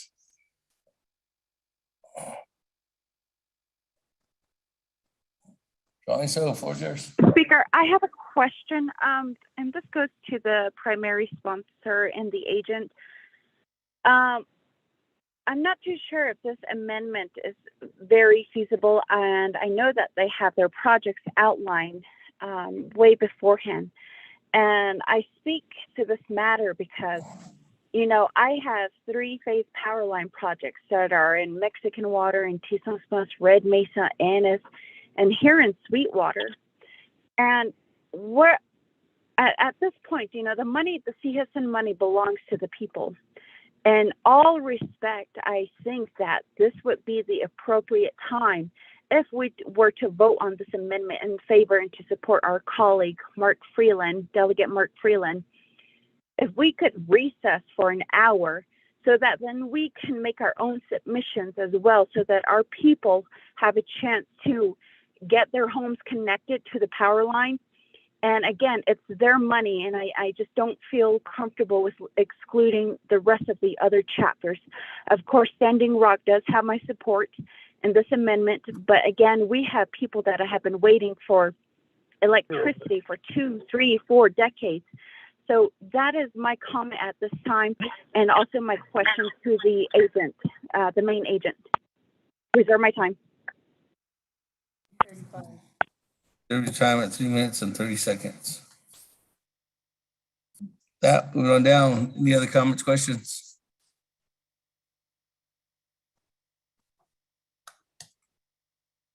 There's none. Let me go back to Honorable Freeland. Speaker, thank you. Thank you for that comment, Stasia. Honorable Charlene, so you would have my support as well. If there's a need in your area, particularly with the 3 chapters. I did this because Standing Rock, I did attend a meeting with Standing Rock, and they were planning this project out, and I did let them know that I would ask for an amendment. I did ask the sponsor himself if I could include it, and it was okay with him. I really appreciate Standing Rock for their preparation. And right now, they're very progressive in helping out the community, especially when it comes to electrical, and of course, them getting ready for the BBN 9 water. 66 homes ready for water as well. So, Speaker, I do support my colleague's wishes if she wants to proceed forward with her submission as well. But, Speaker, that's my response. Thank you. Okay, thank you. That, colleagues, any other comments, questions at this time? Speaker, point of privilege. Yes, point of privilege, Honorable Charlene. So, to reiterate, my question was to the main agent and the main sponsor, Honorable Daniels, and his agent. okay, Honorable Charlene. So we are on the main motion right now, but I'll go back to. We're on the amendment, so that's the reason why I went back to the sponsor of the amendment. So let me go back to the sponsor of the legislation, Honorable Daniels. Speaker, point of privilege. Point of privilege, Honorable Alma Brigade. Speaker, my point of privilege is that my question wasn't answered. Okay, what was that? What was your question?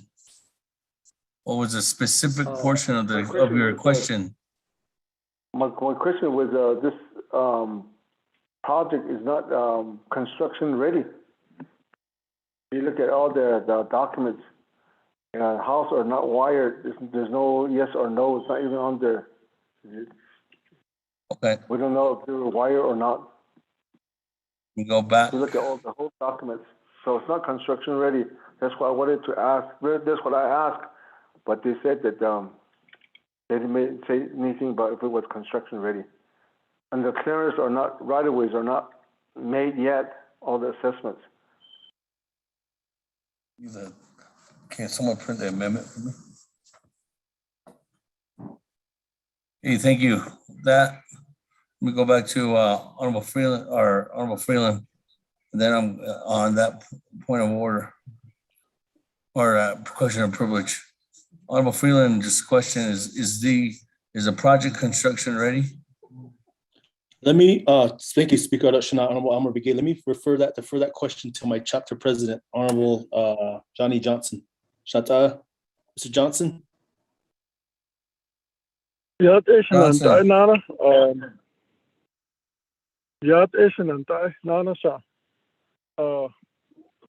Speaker Damon, doing the Honorable Delegate Begay, Nadish Kidigi. These homes are, yes, not wired, but they're construction ready to be wired. So we need the funding to finish that, while other measures to mitigate the connection is in progress. So we need funds to do those. If we don't have these funds, then we can't fulfill our mitigation attempt to connect. And like I said, it's alike across the country of the Navajo Nation. So we would appreciate your support in getting these homes connected. And if there's other places that need to be amended to, we would appreciate the consideration. So the Krigoshe and the Eben Yedi Nation and Abeliash Edi Liado to Sadap the Rebetani Eben that old it over that old it's been yeah. They hot the Kwaji right away. Niki it asatinana asat the Babesa Sanados as but initial into a banana shitish. Ko Anina so it a hodne Niki Ani asat the Betan even not on Shehala. Thank you. With that, let me go back to Honorable Charlene So to the main sponsor, Honorable Daniels. Mr. Speaker, thank you. Kudo Aronana Kudo Shagwe Kudo Naidesh Kudo Delegate Charlene So Kudo. I'm gonna refer that question to my agent Kudo Mr. Malimi. Mr. Malimi. Yes, Delegate Daniels, thank you, and Delegate So, thank you as well. As far as the project status for that specific project, I just checked with the NTUA team.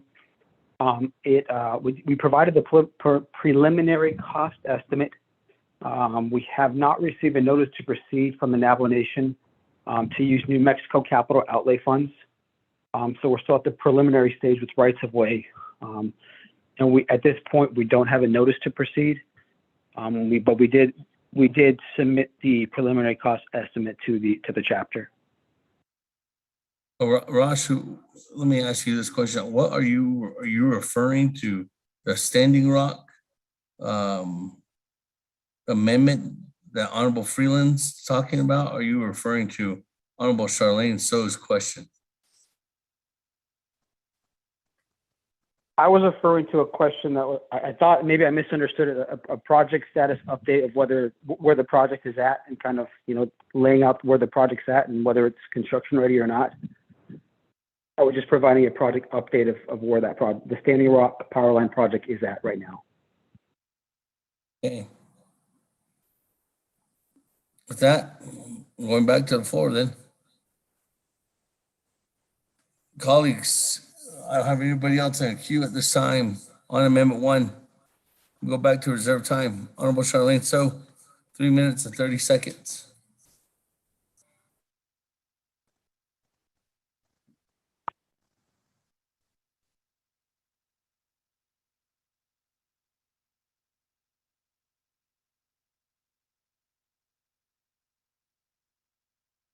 Charlene So, going twice. I'm here, Speaker. Can you hear me? Yes.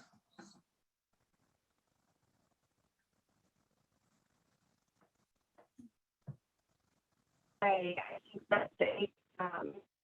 Charlene So, we cannot hear you.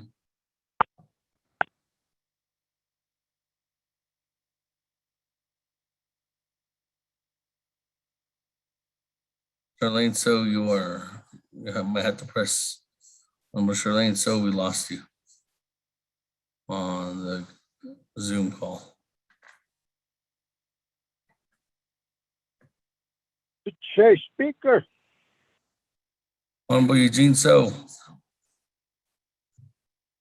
Are you, Honorable Eugene, so are you wanting to speak on amendment one? Oh, yeah.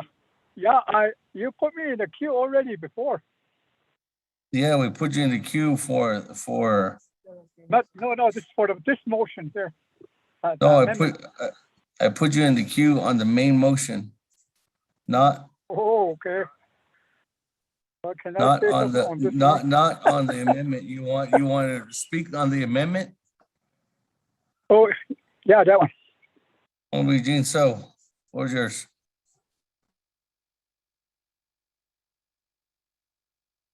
Tayo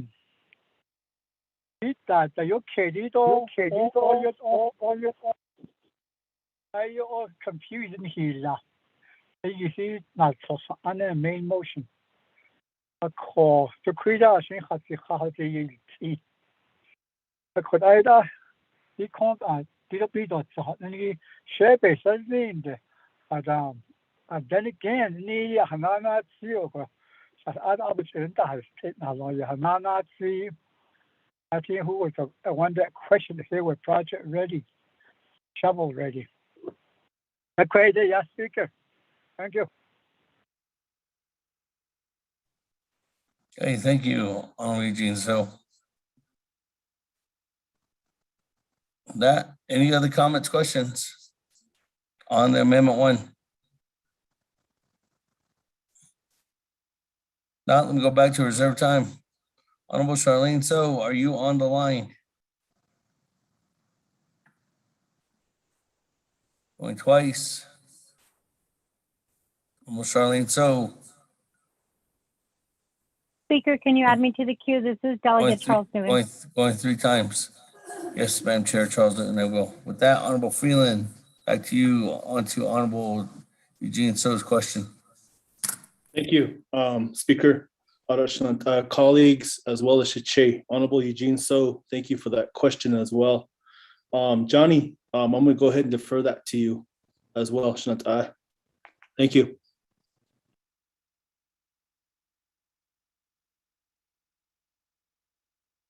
Nana yat Shantai. An idiot, Brent, sister, Anigi, I could ask him, sister, Nadish, us.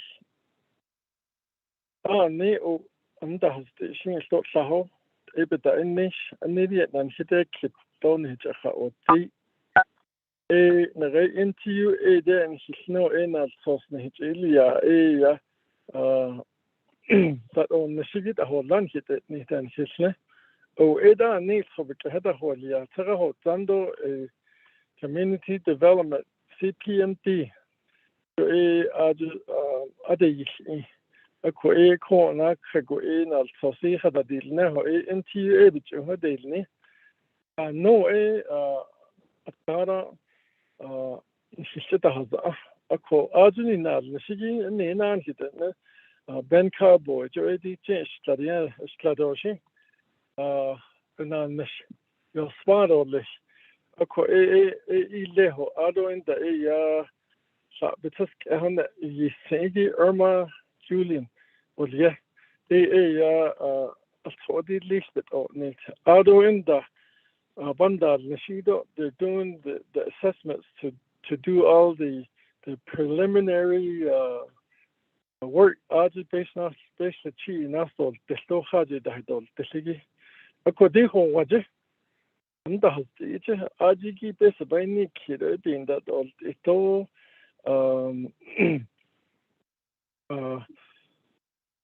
بكهذا هدول نيكتور عشان ده إذا أدشنا بحسيجي إيدو هذا هدول تونسو هجو كديش جيد بده إن شيء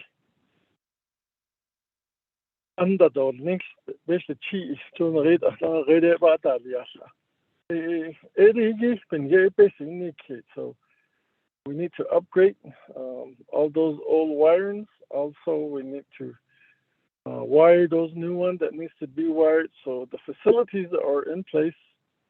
The infrastructure of homes and different classifications are there. Ona nesto atsan kasi na nashigi yin that osti. So ede in ye ya kuron hidni kitchen and die. So, Aro, Lahos na hojo metode. Shehat Lashinantai. Thank you. Speaker, this is Delegate, so I'm back on the call. Okay, thank you. With that, colleagues, with that, let me go back to the floor. Madam Chair Charles Newton, floor is yours. On Amendment 1. Thank you, Speaker. Yes, thank you. And thank you, Delegate Freeland, for this amendment. I guess my question is very similar to what Honorable Elmer Begay asked and also Honorable Eugene. So I'm looking at the letter, and my understanding is that the funding is going to go to get the homes wired so that NTUA can come in and start doing the work. I just want clarification on whether I'm reading this letter correctly. And then 2 is how much is the chapter giving for this project? Like, are they matching funds? And then 3, how much are you going to be requesting again for ARPA if the citizen is paying for the homes to be wired? I'm sure you guys are going to be coming forward with ARPA to get the electricity connected. So if I can get some clarification, I reserve the rest of my time, Speaker.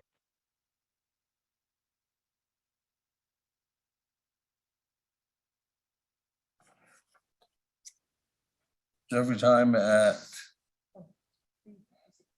3 minutes and 56 seconds.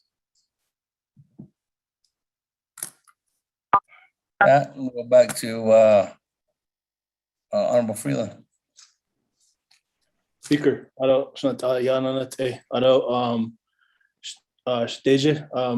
Eugenia Charles Newton, thank you for that question as well. I'm going to go ahead and defer that to my chapter president, TAI chapter. I don't want to mix Standing Rock with Standing Rock Sioux. So from now on, TAI is the chapter. So Edeya, Johnny.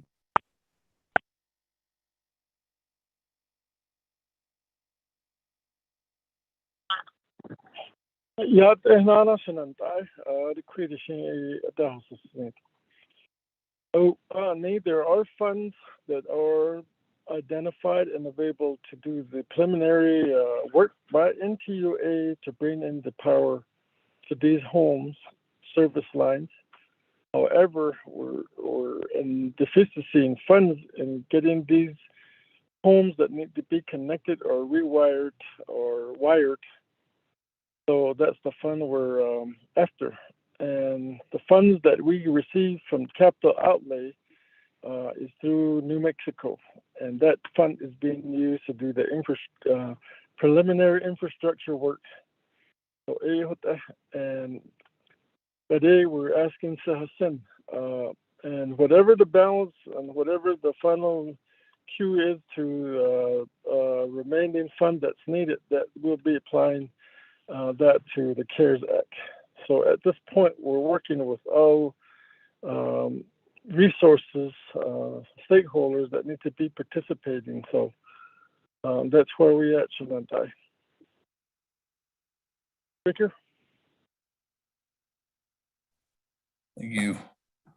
That moving on down. Keon Begay, floor is yours on Amendment 1.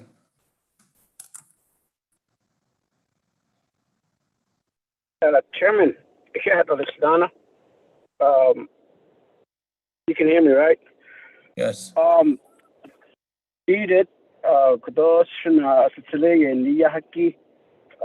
do support any legislation that will benefit our Navajo people. But what about my chapter, Janisha? And I'm sure the rest of the council members are saying that because we have so many dollar amounts that's needed at the local level for these projects. Opera funding, not the no by Haneds. I mean, I just trying to figure out why we're dipping into our own account while we're just sitting on 1.8 billion could you base also the could you base another meet in a way to could you go tease about it and the issue that's happening not I mean why can't we just go back to the drawing board and say that okay, what is actually needed out there to cover to connect every home on the Navajo Nation? And I believe NTUA have this particular information and maybe provide that to us and say that, okay, let's cover everyone. I mean, I know I have several, but the problem that we're facing in my area is the home site lease request that's needed. A home site lease, a lot of them. I believe there's a backlog on these home site lease at the land department. The Fish and Wildlife and other areas. So, but the staffing as far as tomorrow, there'll be limited staffing in some areas.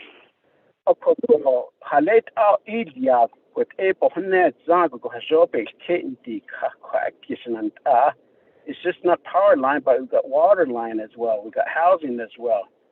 And then the other one is broadband. The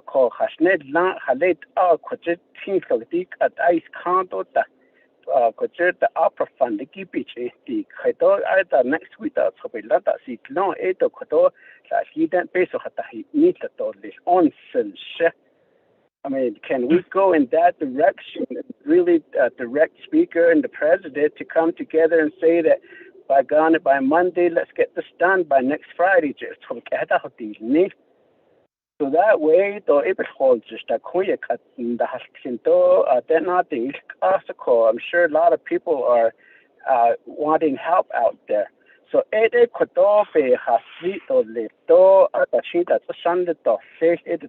all classical that's a classical but that's my recommendation, Chairman, Speaker. Brother, I'm not trying to disrupt your amendment, but I'll support it if it does go through. But I think that we really need to get this going with the opera funding to get all these projects in line. So that maybe that's my directive, though. This after this legislation, Speaker, sir, that's my reserve the rest of my time. Hey, thank you. Every time, Honorable Keon Begay at 1 minute, 18 seconds. Moving on down, I have Honorable Otoso and Chairman recognized in the queue. Honorable Otoso. Speaker. Thank you very much. Hold on. Honorable Freeland. Speaker. Just listening to the comments from my colleagues and listening to, some of the questions as well. And, I agree. I agree with everything that's being said, of course. But, I did this because the chapter was ready and the chapter was in that position. And I have 8 chapters. I have 7 other chapters that are going to need the same requests. This happened just to be ready and this fell upon my lap. That's why I introduced it. Now, my other 7 chapters are going to need help as well. My chapters are all rural. We're not in clusters. We're not, it's rural out here. And I agree with what my brother just said. So all the chapters as a whole are going to need help. Whether that's Honorable Charlene So or Honorable Elmer Begay, whomever. Our chapters are rural. And this is a good example of why our people are still in need of basic infrastructure. The majority of these 18 homes are elderly. I'd say about 3/4, maybe 80-90% are elderly right now. And that's why I'm really want to emphasize to us, Shananta, there's a lot of basic infrastructure needs still out there, whether it's electric, water, or even bathrooms. So something for us to consider. Speaker, I'm going to go ahead and withdraw my motion on the amendment and proceed forward. So I just wanted to mention that. Thank you, Speaker. Honorable Freeland withdraws his on amendment number 1. That, Honorable Stewart, A second. Yes, I will draw. Okay, thank you. That, colleagues, let me go back to the main motion on legislation 0113-21, sponsored by Honorable sponsored by Honorable Daniels. But I'm going on to Honorable Eugene So on the main motion.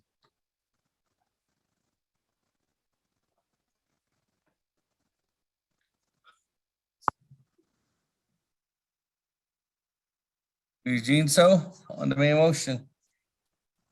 Oh, you say. That's for the record, so say. The quiz condition, yeah, NT80 present the lago. Ita, Pitens, project. Rage and lead. Rage and lead. Is this? Can you hear me? Sure. I know it's 9. So I can hear you. So these two, you can't hear me? No, we can hear you. Oh, I was going to say I'm just outside the door. So 2 areas, Rich and Lead, in the great sneak for Rich and Lead reservation. That's the home. The way was that really go. The way is the next college, which was all local. The crater has the crater had Delmer to hold you. The quake by kids in the broadband. I don't know. I not seen in 7 on the south side of the canyon. I in the great spider at now hold you. Oh, you cannot have. Those are by kids. Oh, for the record, last time I was informed it was in the ARPA funds. I don't so that of Nin NTUA. It is yet all this is shown in the field. I don't the decons way the net epic in the khaki. I would have on the out of a bar hot to the Nibbia's army. Aiden had of Saharit out of it has another. I'll knock in the khaki, yes, said 1868 treaty.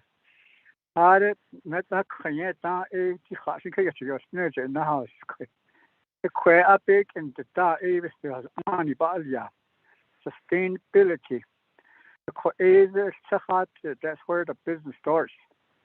Oh, you didn't actually out in that the Kahalit idol is not identified. Idol hot ada. The treaty is at the house. The has an NTA to help those people up into the car. The quite I also is unhello. They will see. Speaker should change. Reserve my time. Every time at 2 minutes, 51 seconds. Moving on down, Chairman Daniel So on the main motion. Floor is yours. Thank you, Satilla. Honorable Speaker. So, Senate I 24th Navajo Nation Council. Otto Che, my favorite Che sponsor. Otto, your agents from NQA. Is a question for Legislative Council and Department of Justice. The other day we listened to a presentation regarding the budget that or the fund management plan that we approved. It was an exhibit 1, 2, 3. And in one of those aspects, it said allowable costs, water line, septic tanks, and broadband. And it did not include power line.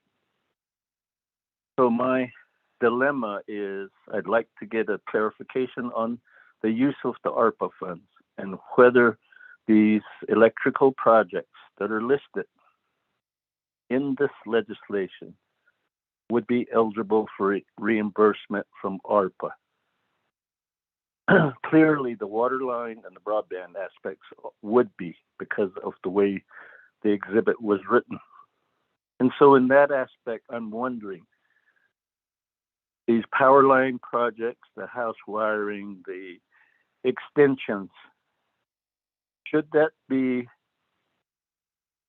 solely citizen?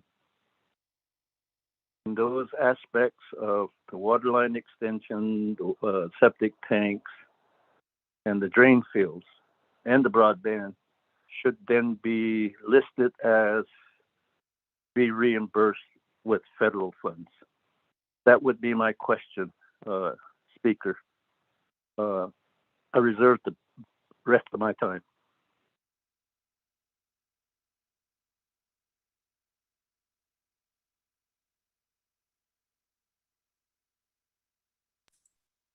Okay, 2 minutes and 45 seconds. Let me go back to Legislative Council for response.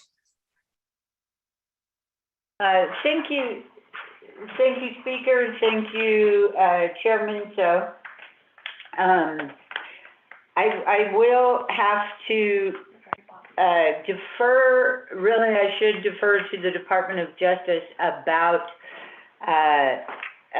whether power line projects or these power line projects are eligible for ARPA funding.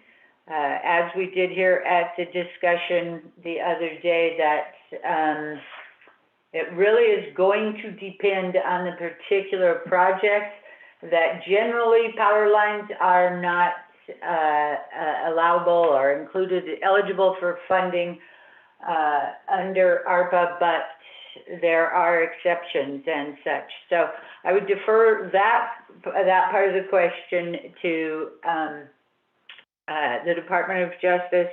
As far as the CSN being replenished, when that language is included in a legislation, of course, the funding that is going to replenish the CSN, the project has to be eligible under that funding before CSN can be replenished.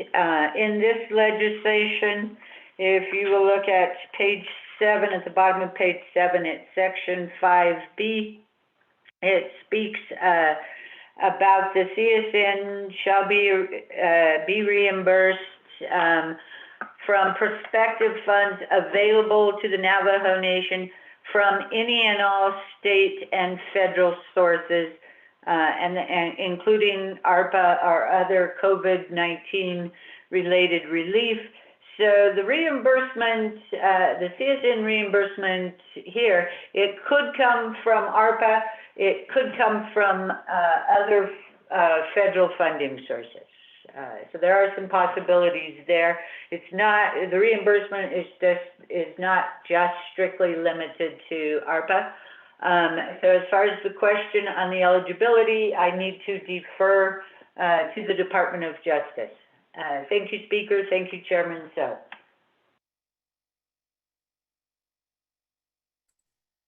Thank you. Anybody on the Department of Justice? Speaker, this is Doreen. Good evening, Attorney General. Good evening, The floor is Speaker. yours. Yeah, thank you. Good evening, and good evening to delegates there. Been listening to the conversation, and I think that the response that Dana gave was right on.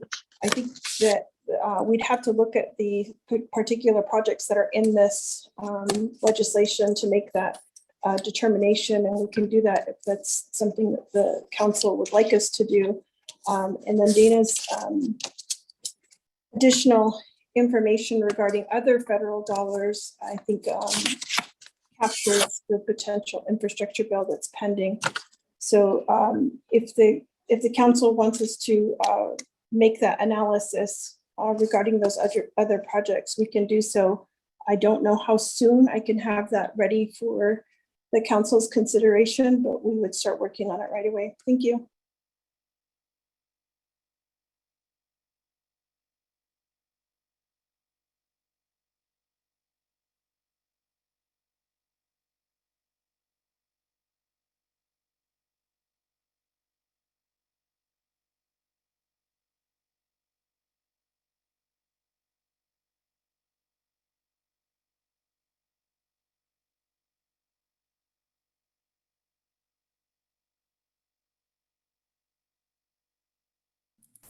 Thank you, Madam Attorney General. Let me go then to answer that question. But I guess you got your answer. It'll take some time. Honorable Daniels, or Chairman Daniels. So with that, moving on down, Chairman Nez, floor is yours on the main motion.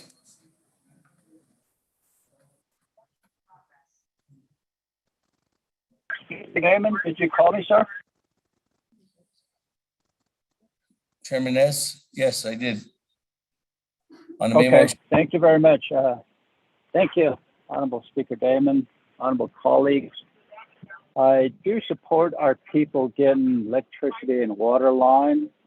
I don't have a problem with NQA conducting the work, but I do have issues as far as the fairness of it. I believe all 110 chapters should submit something in order to move forward with this much money. Just like Standing Rock, we're pretty well prepared there with Honorable Freeland. And I think we also need to do the same thing. So I would like to offer a motion to table this legislation up until our fall session.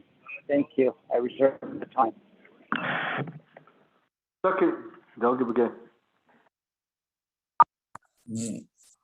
4:16 on reserve time. That there's a motion to table legislation 0113-21 until fall session. Motion by Chairman Rick Nez. And then, well, that's the time frame. And then this is until it gives time for people to work on possible amendments. Staff. That means we're probably gonna have to have a meeting with Arash and kind of divide everybody. With that, is there a second? Second, Daniel, so. Elmer Begay. With the Second, Charles Newman. Well, Elmer Begay. That, colleagues, no debate on the tabling motion, but I do give the sponsor 3 minutes because we are at council session. Honorable Daniels. Mr. Speaker, thank you very much. Again, and good evening to my colleagues. To the motioning parties to table this legislation till fall session. In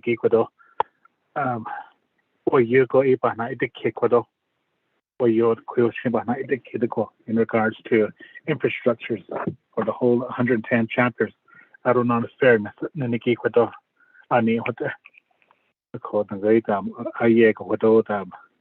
The purpose of this legislation was to start the construction immediately. So I should be that all this could on the Hazoban yet these kilos penties Yahat Viki Kododa Chairman Nez Kododa to get projects from all 110 chapters no Yahat Ziko Ashi Bonet Zako Kodo so Abahastito Lekodo Mr.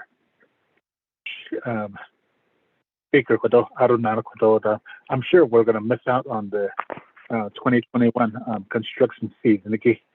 So 80 that Ecuador, but the end Ecuador. These are dollars that we got from the federal government, ARPA funds.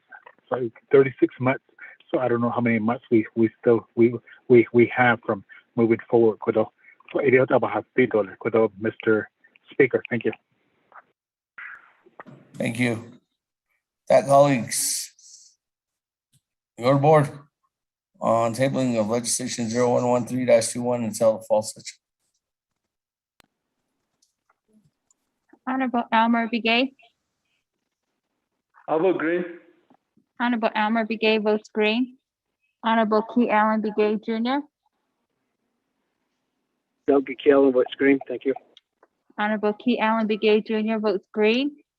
Honorable Paul Begay. Delegate Paul Begay votes green. Honorable Paul Begay votes green. Honorable Nathaniel Brown, Delegate Brown votes red. Honorable Nathaniel Brown votes red. Honorable Eugenia Charles Newton, Honorable Eugenia Charles Charles Newton, Newton votes green. Honorable Charles Eugenia Newton Charles votes Newton, green. Honorable Eugenia Charles Newton votes green. Honorable Amber Canaspa Crotty, Honorable Amber Canaspa Crotty,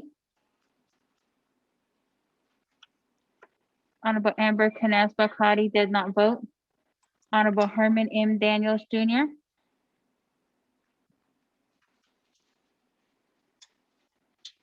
Honorable Herman M. Daniels Jr., Honorable Herman M. Daniels Jr. did not vote. Honorable Mark Freeland, Green. Honorable Mark Freeland votes green. Honorable Pernell Halona, Malone votes green. Honorable Pernell Halona votes green. Honorable Jamie Henyo,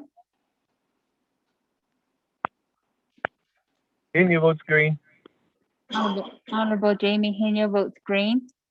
Honorable Vince James, Delegate James votes green. Honorable Vince James votes green. Honorable Rick Nez, Delegate Rick Nez votes green. Honorable Rick Nez votes green. Honorable Carl Slater, Delegate Slater, green. Honorable Carl Slater votes green. Honorable Raymond Smith Jr., Green. Honorable Raymond Smith Jr. votes green. Honorable Wilson Stewart Jr., Green. Honorable Wilson Stewart Jr. votes green. Honorable Otto So, Honorable Otto So, Honorable Otto So did not Otto vote. votes green. Honorable Otto So votes green. Honorable Charlene So, I vote green. Honorable Charlene So votes green. Honorable Daniel So, I vote green. Honorable Daniel So votes green. Honorable Eugene So, What? Can you stop it? Didn't shoot? Shit. Honorable Eugene So votes green. Honorable Thomas Walker Jr., I vote green. Honorable Thomas Walker Jr. votes green. Honorable Edison Wanika, Honorable Edison Wanika votes green. Honorable Edmund Yazzie is excused. Honorable Jimmy Yellowhair, Delegate Yellowhair votes green. Honorable Jimmy Yellowhair votes green. Going back up, Honorable Amber Canaspa Crotty, Honorable Amber Canaspa Crotty, Honorable Amber Canaspa Crotty did not vote. Honorable Herman M. Daniels Jr., I vote I vote green. Honorable Herman M. Daniels Jr. votes green. Speaker, with a vote of 20 in favor, 1 opposed, and Speaker not voting. Shada, this is Delegate Crotty. I'd like to Honorable vote Amber- red. Thank you. Honorable Amber Canaspa Crotty votes red. Speaker, 20 in favor, 2 opposed, and Speaker not voting. Thank you. With that, 20 in favor, 2 opposed. Speaker not voting, motion carries on the table motion. So colleagues, that legislation 0113-21 will be under old business on our Navajo Nation Council fall session. That, colleagues, Question let's privilege. continue on down. Item number B. Question privilege. Question of privilege, Vice Chair Smith. Thank you, Speaker. Earlier, we heard that Madam AG said that if we could get her to research that power line, could we have that completed so that we would have an answer when it comes back as old business on this legislation? That's my question of privilege, Speaker. Thank you. We'll work with the office to get a reach out to Madam AG to get that reviewed. Again, colleagues, that's only going to be on the current legislation. If there's any amendments, note those amendments would probably have to be reviewed in advance by Department of Justice in order for them to be in compliant. That, colleagues, moving on down. Item number B, legislation 0200-21, sponsored by Honorable Slater, co-sponsored by myself, Seth Damon.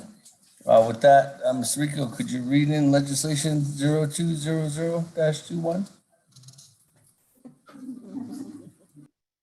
Thank you, Speaker. Members of the 24th Navajo Council, tracking number 0200-21, an action relating to a Resource and Development Committee, Napakeetea Committee, Navajo Nation Council, amending CJN-36-21, Section 6 to extend the deadline for chapters to return to the 25-person chapter meeting quorum requirement.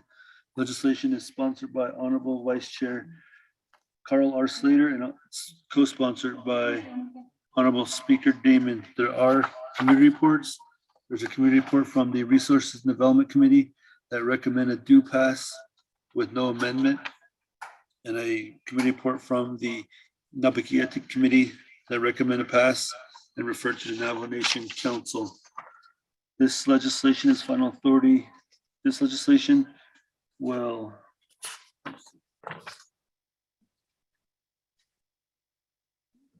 it's final per Navajo Nation Council Rules of Order, Rule 9, legislation has been read into the record by electronic voice recording. Mr. Speaker. Motion, Delegate Daniel So. Motion by Chairman Daniel So. Is there a second? Stewart. Honorable Stewart. Any comments, questions, colleagues? This is Delegate Charles Newton. I do have a question. Okay, with that, I'm gonna go to Honorable Slater. Honorable Slater, you have 20 minutes on the board for legislation 0200-21. Floor is yours, Honorable Slater. Good evening. Good evening, Speaker. Good evening, colleagues. Thank you for the opportunity to present this legislation. Back in July during the summer session, I sponsored legislation to try and get us back to as normal as possible. And that included our chapter quorum requirements. I strongly believe that the Navajo Nation needs to have an open and transparent government. And one of the unique things through this pandemic has been the introduction of telephonic meetings, which has permitted chapters to supplement their quorum requirements through means of telephonic communication and Zoom meetings, other things like that. I think it's been great to see our people reinvigorate their participation, particularly those who maybe don't live very close to the chapter and have difficulty taking time off to travel to chapter meetings. So I recognize that within my own chapters. I obviously cannot speak for every chapter and every delegate and constituent's experience. Since July, the Delta variant was introduced to the nation and has really, I think, put a little bit of fear into people as they try to return to some sense of living with the pandemic, living with COVID, but trying to have a normal or some sense of normalcy, living in this new normal. To that end, the first week of October is when the 90-day period that delayed the chapter quorum requirement was going to expire. So this legislation will seek to extend this for 180 days, and then also includes a provision that if the Napakeetea Committee elects to do so, we can shorten that or lengthen it as needed. Again, this is to protect human life and safety, to continue and permit the telephonic communications as a means of supplementing the quorum requirement. And I ask for your affirmative consideration of this legislation. Colleagues, if you have questions, I've asked Dr. Yellowman and Dr. Jim to be on the line. And we know that the Department of Justice is also listening in, and we are being advised by the Office of Legislative Counsel. So thank you, colleagues. And Speaker, this will conclude my presentation.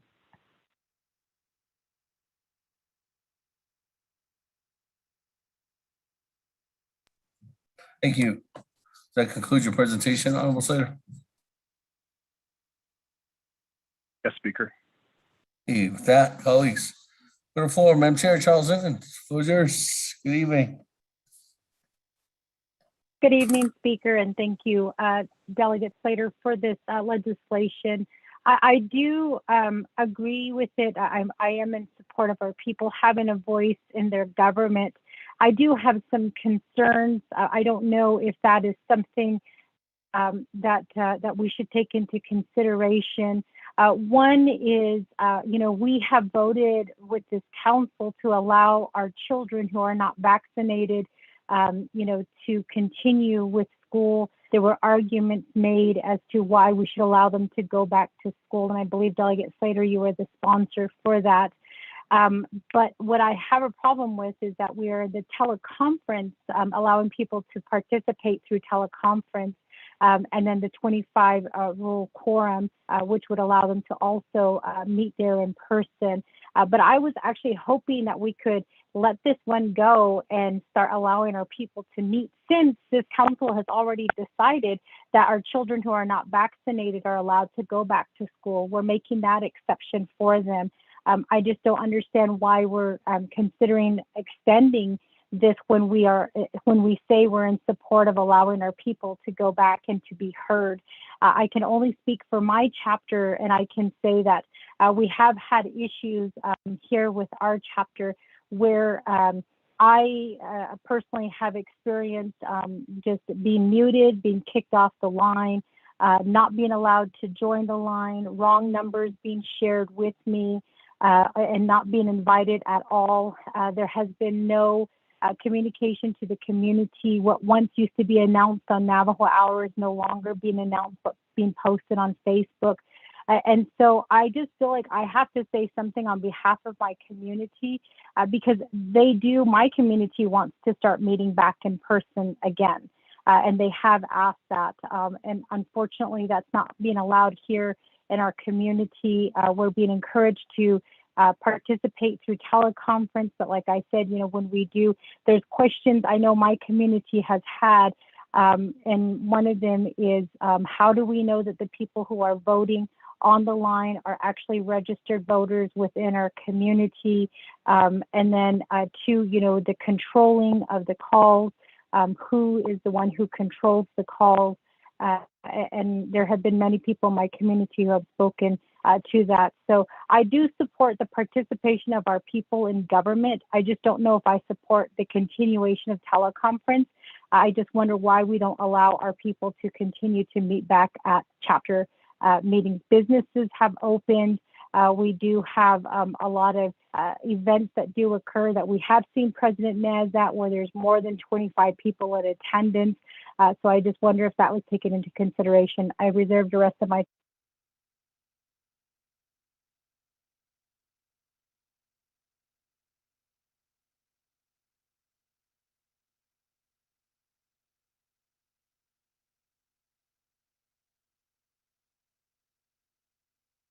Speaker.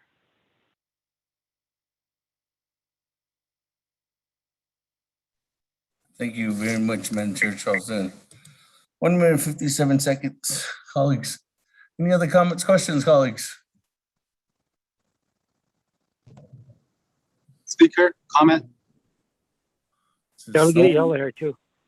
Is it snowing anywhere on the res, guys? It's really snow here in Window Rock.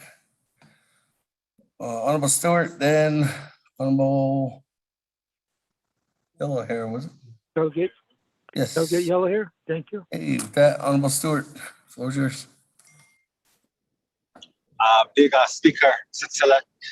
Good afternoon, good evening, Arunda, Vice Chair Slater, and Dr. Yellowman, your agent, so Yat Anipia, and colleagues, 25th Nomination Council. This legislation, I believe, is just extending, but we're still waiting for from chapters to get in compliance with their meetings. And that's the reason why I support this. Although some chapters do practice the teleconference and in person,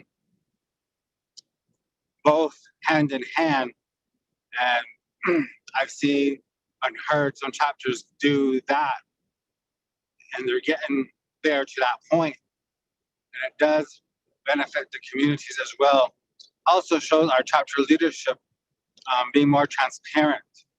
And I think with this legislation, we continue to do that. As stated, is to prepare them moving forward in that direction to get their operational plans back in. Because I know that with still the divisions and departments, we still don't have that as well. Where some programs and divisions still rely heavily on the command center to get information to their employees. And I know that there was the legislation that was done during the pandemic to request that each program and department have a return plan for their departments and their divisions. And I don't know if that has been even submitted back to the command center as well regarding each of those programs. And with our chapters, I know that we're making those, we're getting those rather from the Division of Community Development to make sure that our chapters are coming back into safe zone, because they do see community members on a daily basis. They do help community members on a daily basis, and they provide those services for these community members out there, and chapter leadership as well. They're there in the chapters and in the community. And I just see it as a good thing to remain safe with our chapters and our constituents, because not a lot of young people go to the chapter meetings. It's a lot of our elders. That's who we're looking out for, and our older individuals out there that have a need, a health condition out there, that attend these meetings to make sure that they communicate with the chapter. And so just for their benefit, I think that this legislation is a good thing to ask for an extension on that. That's all I want to say, speakers, just to support the legislation.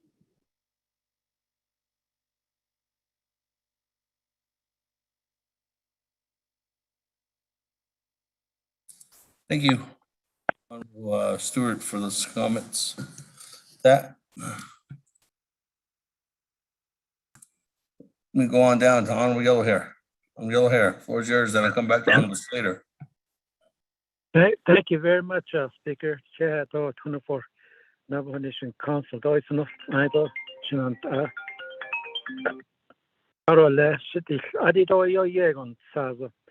Our community not involved. These what's going on? What are the decisions? What are they voting on? It are bills and we need to come back, and people need to involve all the activities. What's going on? Even in they need to vote on what's going on with the Navajo Nation government. There are thousands of chapter officials. They voted us on. We don't know what's going on.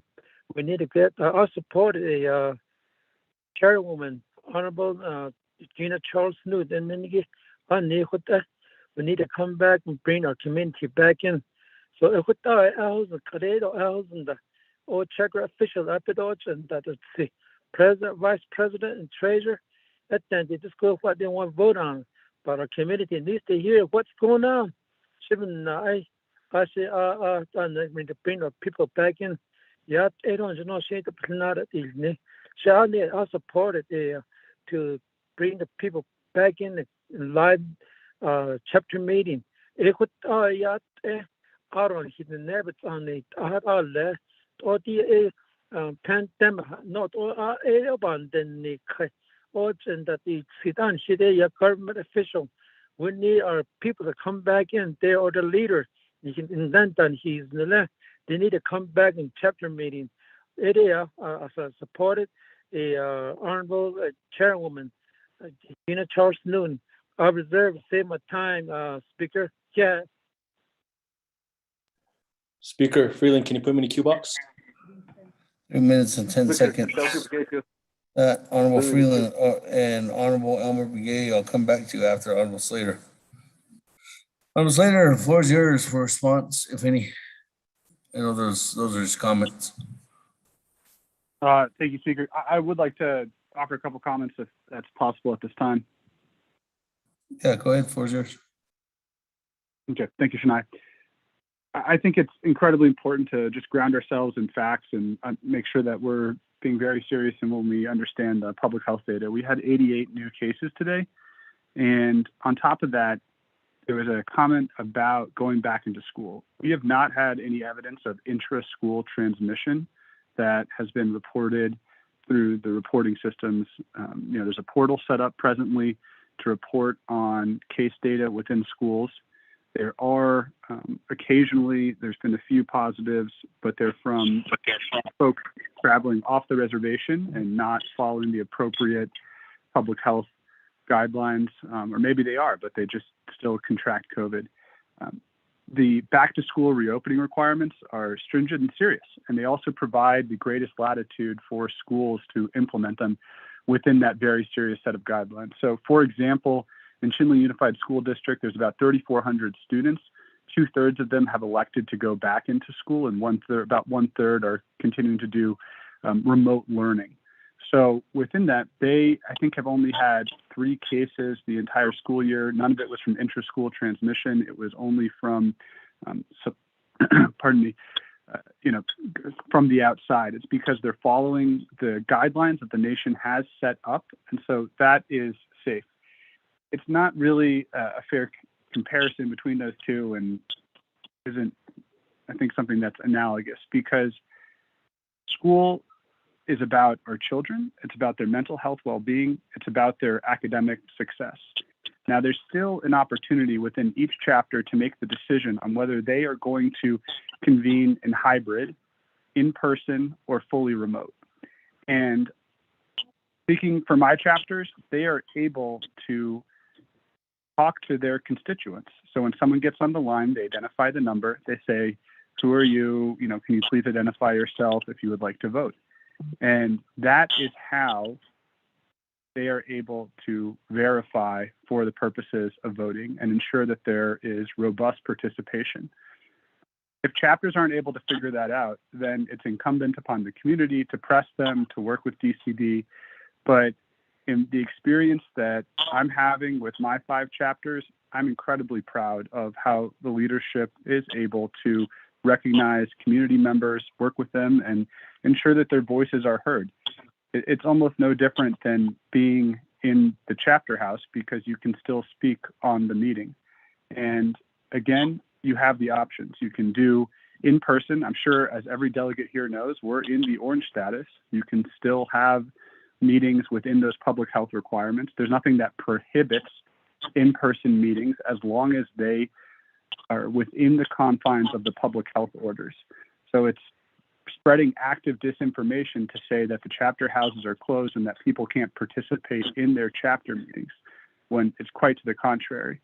So I think that we should provide this latitude to the chapters. If some of them need to be fully remote, then they can continue to do that. But I don't really hear of any chapters only doing remote. I think it's incumbent upon us as delegates to communicate the information to our constituents. So on my delegate Facebook page, every month I post the chapter meeting and the planning meeting information so that my constituents can participate in their government. I don't think that that's something that is that crazy or cumbersome for us to deliver on behalf of our constituents. And if some of us do not have good relationships and can't figure out how to repair those relationships with our chapters, we shouldn't universalize that experience for the entire Navajo Nation. We need to be accommodating for the different health statuses and the different natures of our communities. And that's what this legislation provides. It's limited. It isn't going on in perpetuity. And I think that we need to, again, stick with the public health data, stick with the facts of what the public health orders provide and allow, and then also what the law provides and allow with respect to telephonic communications. Thank you, Speaker. Thank you very much, Honorable Sayer. That, colleagues, let me go back to the floor. I have Honorable Freeland and then Honorable Elmer Begay on the main motion. Speaker, Shanatai, Ada Yate, Nana, members of the 24th Nomination Council. Thank you, Silla, for the legislation. as well as the discussion at hand from my colleagues. As a delegate with 8 chapters, I attend all 8 of my chapter meetings every month. And for me, it's real important. And I'm a very visual delegate. I really watch what's happening at these meetings. And I'm like my Tilly, I'm really proud of my chapters because they display transparency. They display everything, going through the minutes, going through the financial reports. There's nothing that I have come across or I've witnessed that have been questionable. A lot of it is really referring to moving forward, moving the community forward, the benefits of the people. And that's what I've witnessed. And just like Matilda mentioned, my chapters have that option as far as letting people call in too. And it's really good to hear voices. It's really good to hear votes. And, for myself, that's been one of the things that I really can say for my 8 chapters is that they're very transparent in what they do. I just want to resonate that because yes, today we had 88 cases. Yesterday we had 67. The day before we had 20. And I don't know if Dr. Jim is listening, but I remember asking her this question: when are we going to ever change colors? We have to have an average of about 15 or less per day in order to move back to yellow. We're not near anywhere close to that. The majority of my constituents that go to chapter meetings are elders. And those are the vulnerable ones. Those are the ones we need to protect. And for myself, that's real important. And, I just wanted to resonate that because it's real important, especially when we're out here and we have obligations to, tell our chapters what's going on and tell the people what's going on. All 8 of my chapters get the same report, the consistency report every month. I don't tell any of my chapters differently from the other. I tell them I have 8 children. It's like having 8 children. Yes, I have my own chapter. I can't love one more than the other or treat one different from the other. I treat them all equally. And it's important to me to have these relationships with my chapters because the people are the ones who benefit. The work that we do. So Eddie Ashland, I just wanted to state that because what Honorable Slater, what he's doing with his 5, I'm replicating out here in Eastern with really proud of my chapters. I'm really proud of my leadership. I'm really proud of them, and especially the staff, the PEP workers. They know I'll do just about anything for them to help them. So Eddie Ashland, I do support the legislation. We're not anywhere close to changing colors. We're still out there in the orange status. 88's a lot for today. 88 cases. Wow, that's a lot. So continue to protect yourselves, please, colleagues, staff, everyone listening. That Delta is still out there and ain't no joke. Wash your hands, wear your mask, use hand sanitizer. Practice mitigation. I think that's a very good word we need to learn a little bit more and understand a little bit more. Mitigation. And for myself, that's real important, having rural chapters as well. Our elders are the ones that we need to protect. So Edia, so I wanted to mention that, Speaker. I do reserve the rest of my time. Thank you. Every time at 1 minute and 5 seconds. Moving on down, Honorable Almer Begay, floor's yours.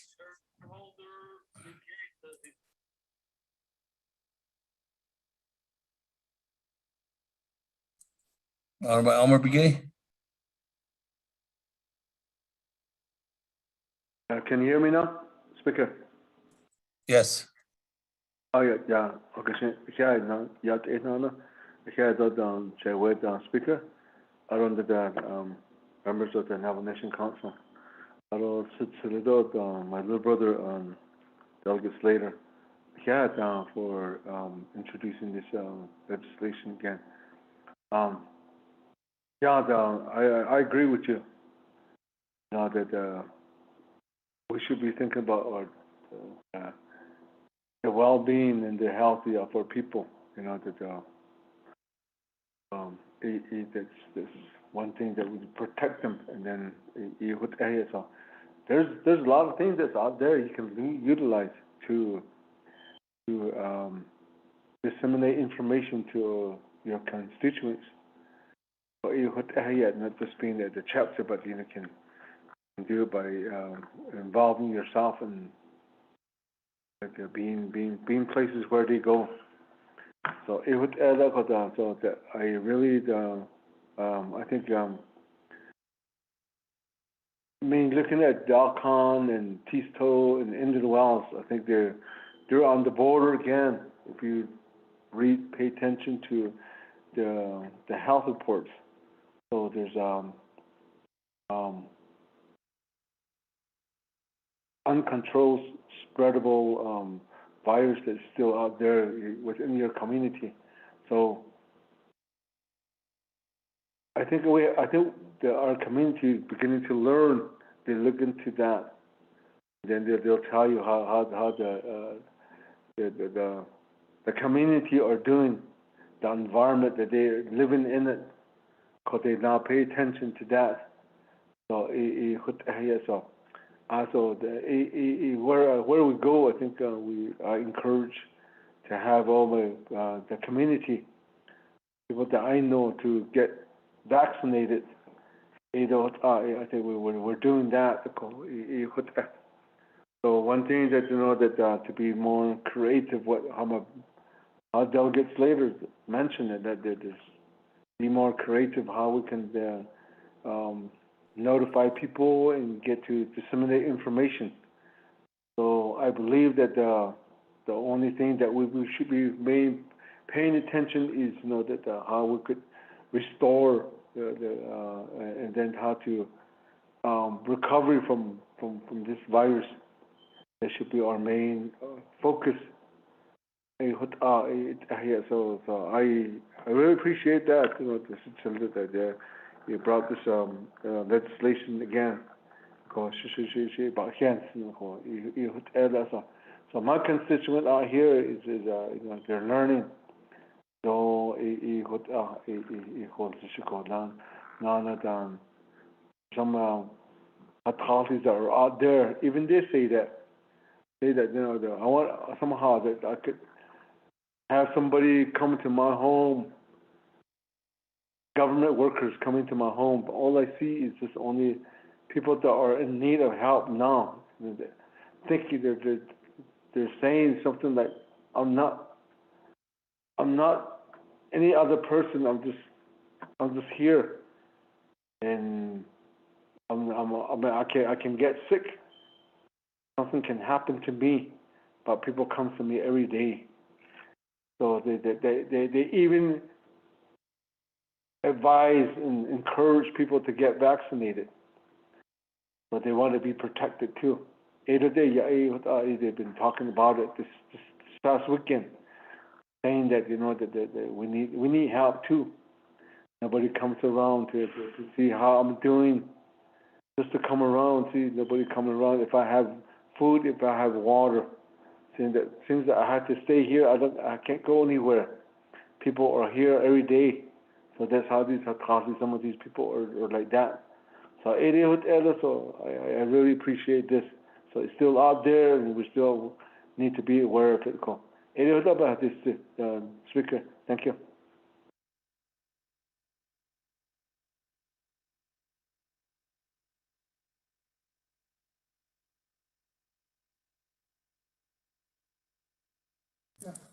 Thank you very much for that, Honorable Elmer McGee, those comments. That, colleagues, any other comments, questions at this time? Speaker Kellen. Honorable McGee. Chairman, Speaker Karen Espadol, Shanada Tanigi. I guess there's two ways that I look at this legislation. Yes, we really want our Navajo people to participate in their local government. What's available nowadays, as we're conducting our meeting now, teleconference at Niniki is very challenging in certain locations.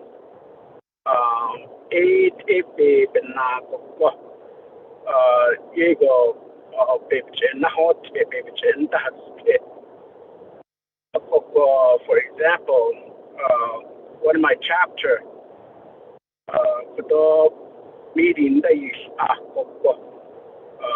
in Low Mountain, you know that they don't have a tower or cell service, just a temporary, but only certain services stay that. The majority of the community lives out in the rural area. Meeting, participate in the Nishiki, Sato chapter, that this card,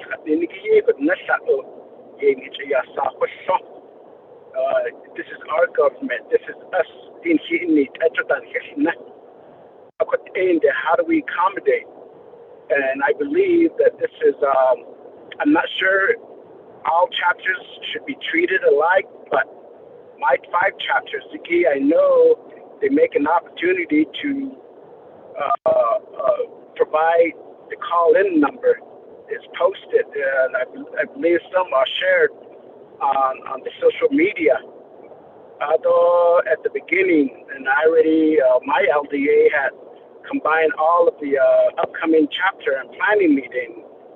A calendars, the key, the Navajo Wednesdays, a Kadit meeting, not farm board, grazing, agency, and council meeting, special session, the Navajo out, but how much more can we do?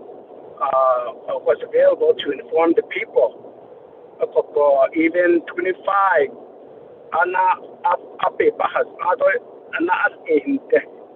but during the regular chapter meetings, a lot of times we could, if you look at a lot of these chapter meetings, sometimes they would be canceled.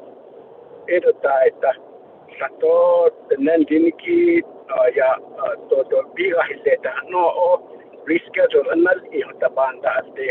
One time I know that a chapter meeting had to be rescheduled. We didn't get the meeting until the 5th time because we made quorum until then. Although it's actually quorum that those days need some necessary the Konda, Ado Koto, the net, that Nishiki, 80 years back, Santa place, not the baby, chapter officials, and then again. And I believe our chapter officials are doing their best to accommodate and provide information. And maybe this is a good time to revamp the Title 26. But I believe they're abiding by 24 hours or 48 hours notice of a meeting scheduled. So the people need to understand about this particular situation. 3 of my communities had made the list of uncontrollable spread.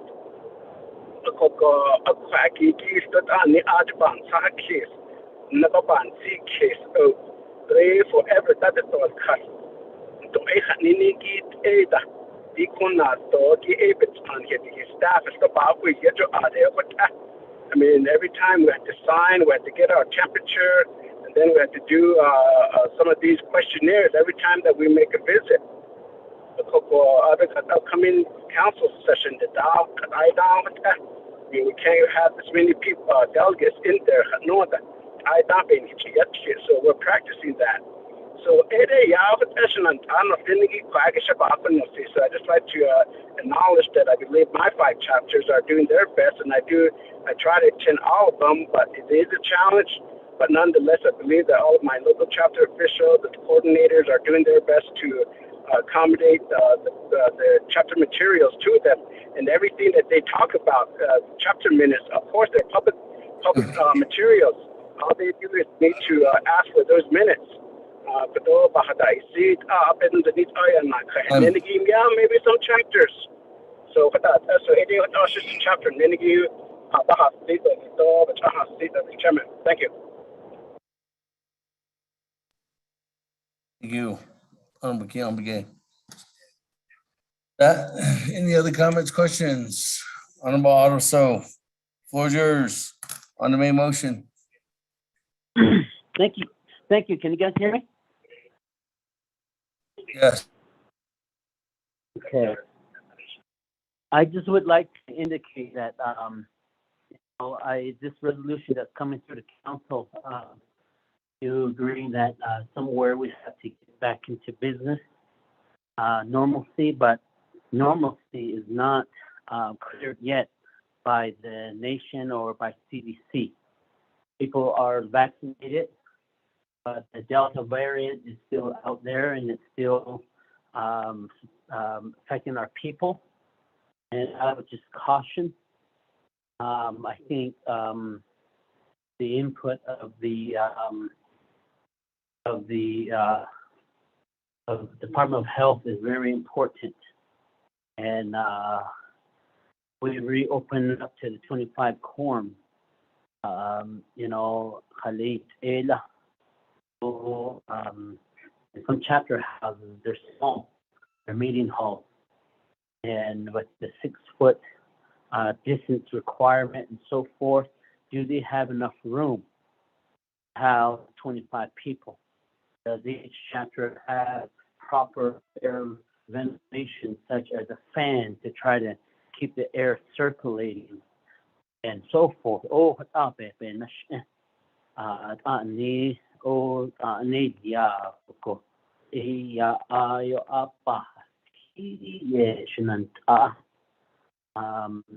the only thing that I will that is on my mind here. It's good to have the people's voice there, but the importance of human life is something that is really, really, really dear to me. COVID hit my home, family, and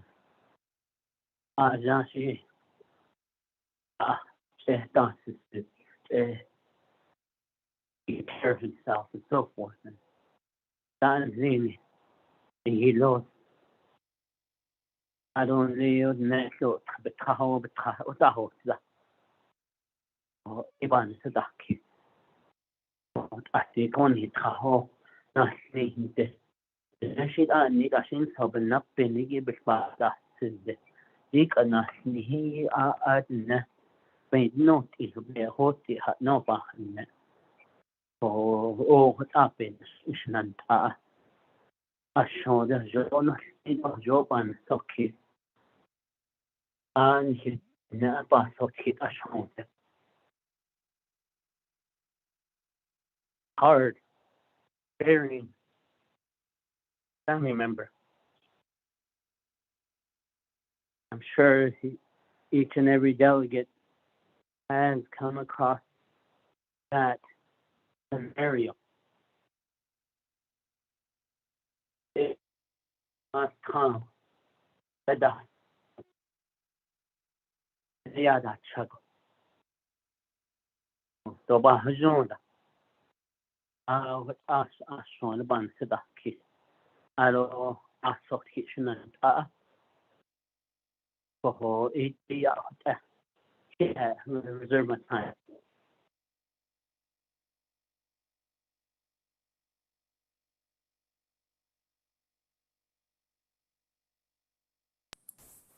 About 2 minutes and 46 seconds. Speaker Damon, put me in a chair queue. This is Vice Chair Smith. Chair Smith, go ahead, floor is yours. On the main motion of 200-21. Oh, yeah, Speaker. Don't not the deep Bishmasan, don't they? That's North Sagi.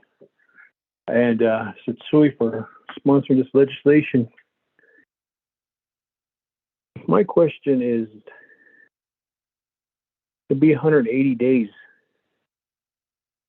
And there is a couple of my chapters that do open the door and they try to do the 6 feet social distancing. With this legislation passing, Shananda, does that mean that they can't do that anymore? Because they're trying to really abide by the health orders. and they keep the minimum of the occupancy rate in their chapter. And sometimes I'm there, sometimes I'm not, depending on council business and working with the committees and stuff like that. But when I do attend, there is that ability to utilize that social distancing. They have masks and they have that hand sanitizer, and we try to, of course, the meetings go on for a lengthy time. That's normal for chapter meeting. But is that going to prevent them from doing that? Is this just going to drop down the quorum to the secretary, vice president, and president of the chapter? Well, that's my question, Speaker, and I reserve the rest of my time. Thank you.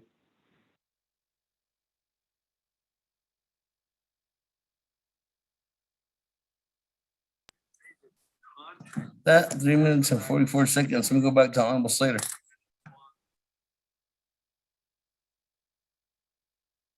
Thank you, Speaker, and thank you to my colleagues for your heartfelt comments and concerns on this legislation. What this does is it essentially extends that transitional period where you can do either or both, aka the hybrid. So you can do the remote where it's virtual only.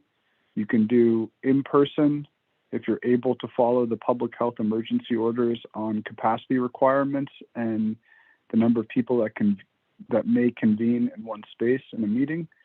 And then it also permits those hybrid meetings where you have folks who are at the chapter or maybe, sitting outside in their vehicle and they're calling in and voting that way, and folks who, may be inside the chapter. So that is what this is doing. It's not compelling anyone to go any particular direction. It's providing the latitude for the community to decide how they're going to convene.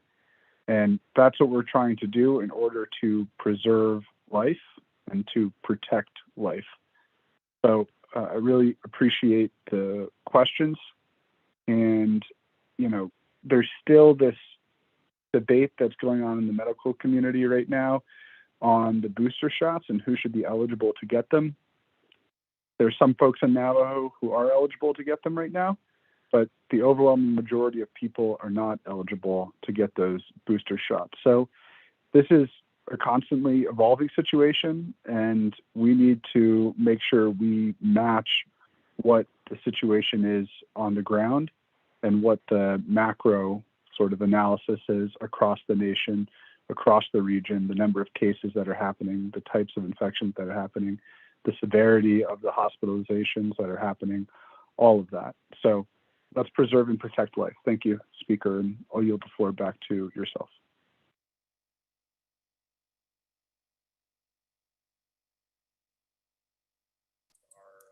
Thank you very much, Honorable Slater. With that, I don't have anybody else in the queue. So let me go back to reserve time. Madam Chair Charles Newton, 1 minute, 57 seconds. Thank you, Speaker. I do want to clarify, as the 24th Navajo Nation Council knows, and it seems like it's always thrown back in my face by a particular delegate, that I do not agree with my elected officials. And I have made it clear that I do not represent my elected officials. I represent the people here in my community, and I listen to their concerns. So if that's something that wants to delegates want to keep throwing at me, that's fine. I'm up for that. But again, just to be clear, I do not support my elected officials. I support the people in my community. And in terms of this legislation, I think that I would like to see in-person meetings. I was just going back looking at the vote that we had when it came time to open up the roads and the casinos. I'm also looking at the votes regarding the vaccination requirements and who voted in favor and who voted against. So in terms of these arguments being made about preserving life, those arguments weren't made when it came time to open the casinos. nor were they made when it came time for the reopening of the Navajo Nation, or when it came time to our school children.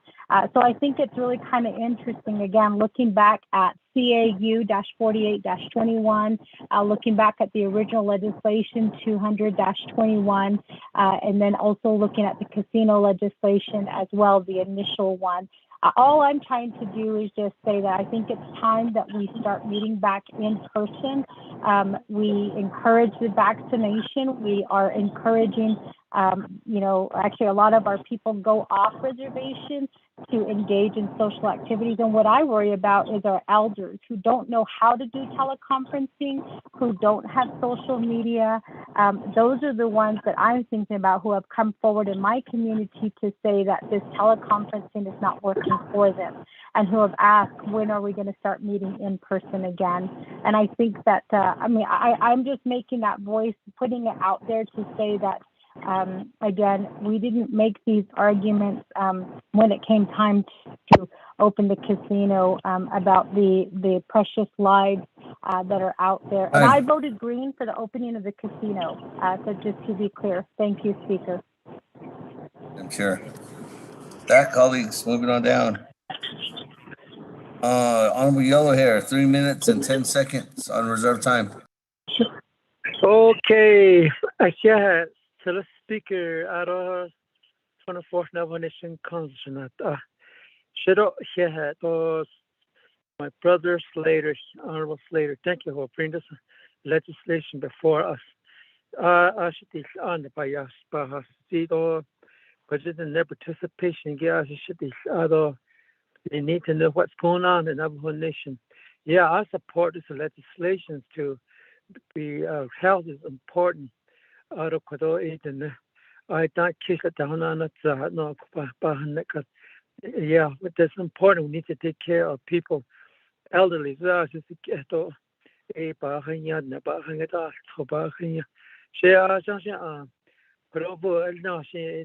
my decisions based on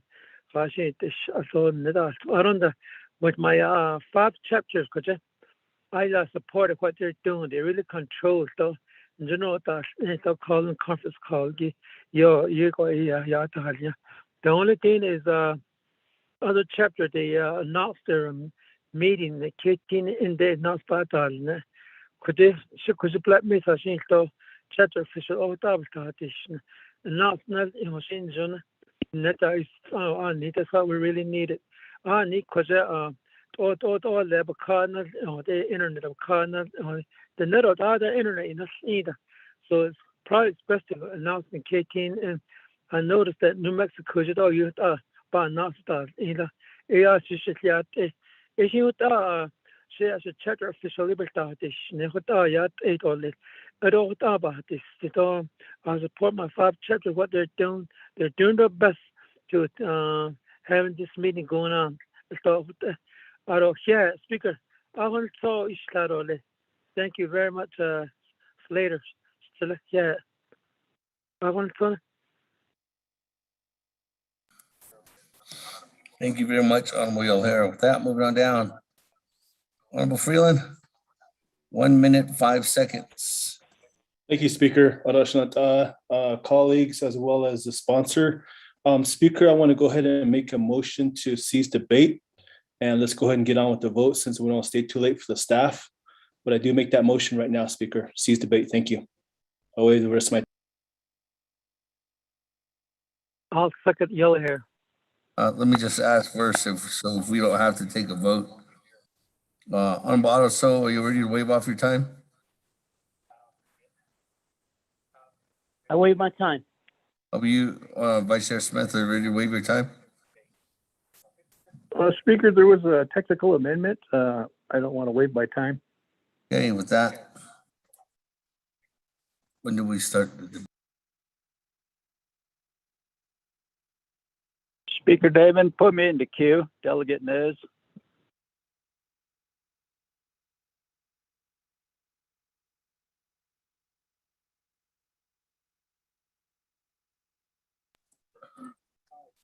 $539.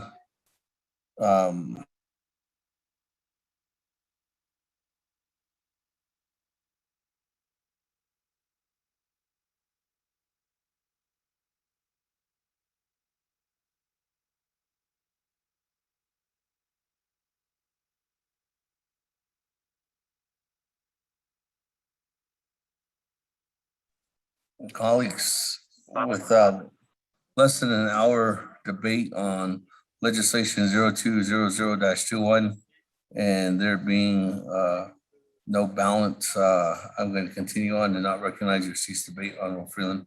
With that, you have 1 minute and 5 seconds, Honorable Freeland, if you want to take that right now. Thank you, Speaker. I'll go ahead and reserve my time then. Thanks. Okay.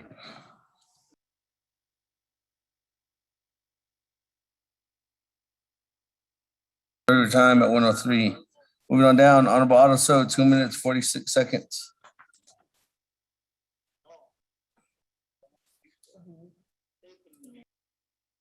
You give it back to him. It said only if it was, only if we were going to. Thank you very much, Speaker.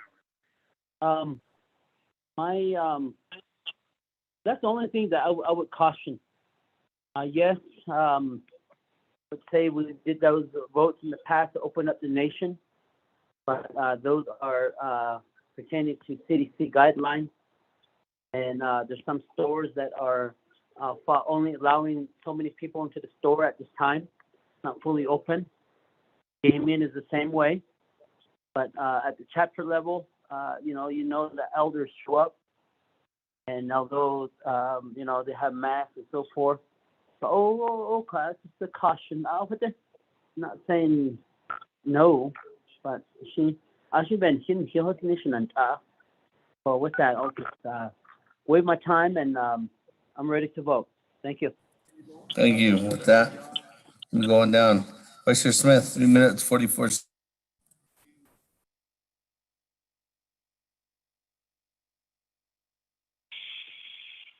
Yes, Lord Speaker. I'd like to motion for a technical amendment that was emailed by Legislative Chief Counsel at this afternoon regarding the legislation for technical amendment 2020021. Reserve the rest of my time. Reserve your time at 2 minutes, 18 seconds. That, Mr. Rico, on Amendment 1, you read that to the record. Thank you, Speaker. Members of the 24th Navajo Council. Amendment number 1 on page 3, line 23, before the word shall, insert new language, underscore, chapter meeting quorum requirements, end of new language. 2, renumber, reletter succeeding paragraphs, sections, and exhibits as necessary and appropriate. The Office of Legislative Services, the Office of Legislative Counsel, and the Office of Management and Budget, with notice to the sponsor of the legislation, are hereby authorized to make technical edits to this legislation and its exhibits as necessary and appropriate, correct grammatical and or scrivener's errors, and to correct numerical errors, so long as such edits implement the Navajo Nation Council's intent in approving this legislation. This amendment shall supersede inconsistent language containing any other amendment, which language shall be conformed to the intent or language of this amendment. Mr. Speaker.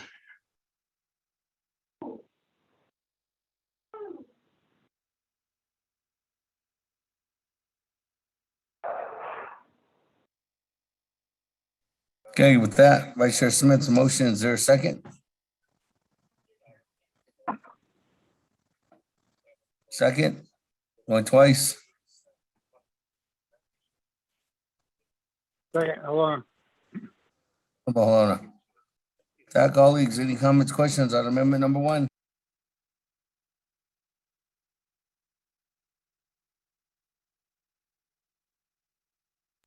Going twice.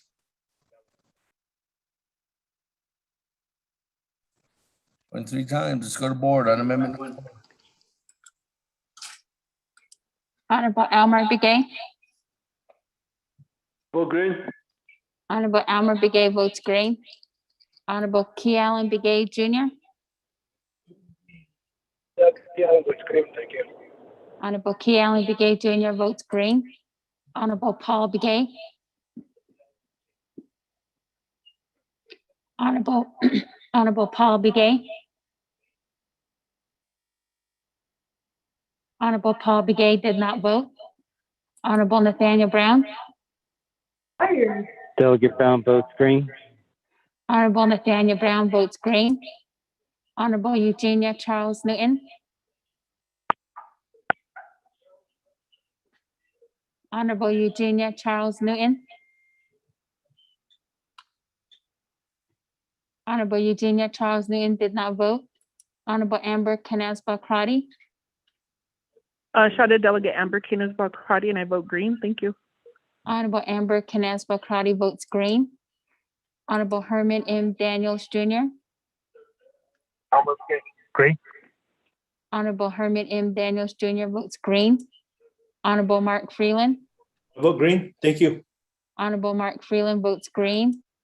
Honorable Pernell Halona. Alone votes green. Honorable Pernell Halona votes green. Honorable Jamie Henyo. Honorable Jamie Henyo votes green via text. Honorable Vince James. Delegate James votes green. Honorable Vince James votes green. Honorable Rick Nez. Delegate Rick Nez votes green.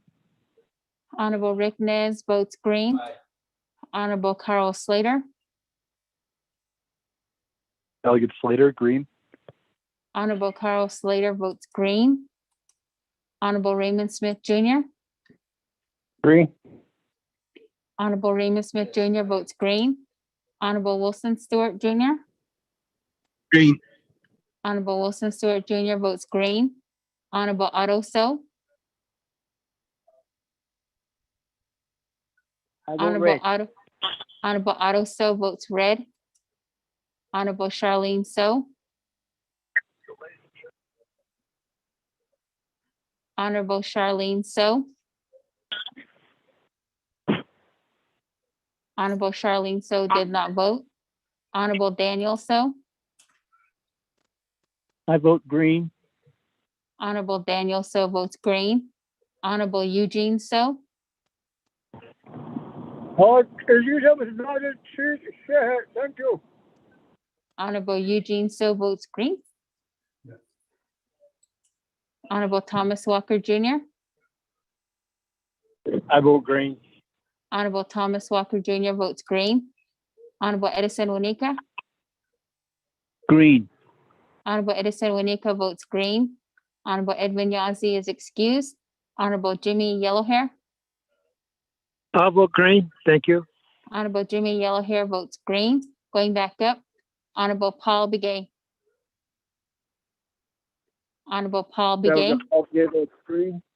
Honorable Paul Begay votes green. Honorable Eugenia Charles Newton. Honorable Eugenia Charles Newton. Question of privilege, Speaker Damon.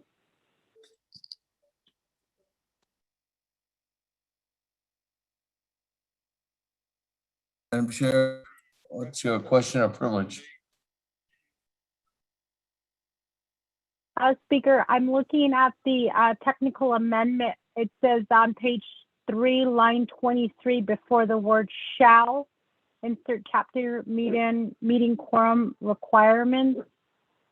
Page 3, line 23. So is it going to read, unless otherwise extended through resolution of the Nabiq Committee, chapter meeting quorum requirements shall return to a minimum of 25 persons unless otherwise authorized? Yes.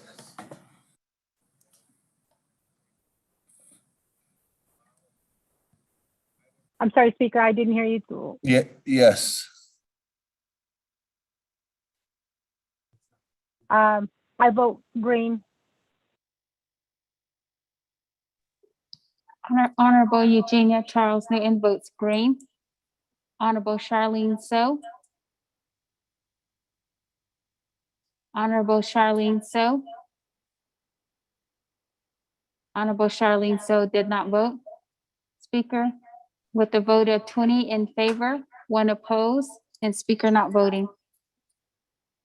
20 in favor, 1 opposed, Speaker not voting, motion carries on Amendment 1. With Speaker, that, did you get my vote? Daniel. yes, we did. With that, colleagues, let me go back to the main motion. I do have Honorable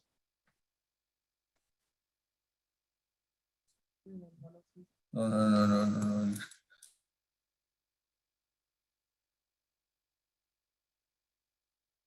So, hey, I don't have anybody else in the queue at this time, colleagues. We go back to reserve time.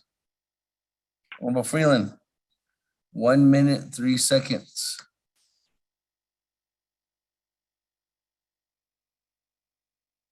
Speaker, I'll go ahead and waive the rest of my time. Thank you. Ready to vote. Thank you. Moving on down. Honorable Vice Chair Smith, 2 minutes and 18 seconds. Well, thank you, Speaker, and 24th Navigation Council, and those that are listening in. Thank you, Satsui, for this legislation. I just want to say that you got to be safe out there. I'll defer the rest of my time. Thank you. I don't think there's anybody else. We don't have anybody else. Reserve time. Anybody else in queue? Chairman Nez, the floor is yours. Speaker, I think I have reserved time. This is Delegate Charles Newton. Madam Chair, it came back to you. You had 1 minute, 57 seconds. You used up that time. For the main motion, I thought I used up the time for the amendment. Main motion, Madam Chair. You had originally 5 minutes. He spoke. And then after Carl's Honorable Slater gave a response, then you had 1 minute, 57 seconds, and then you timed out.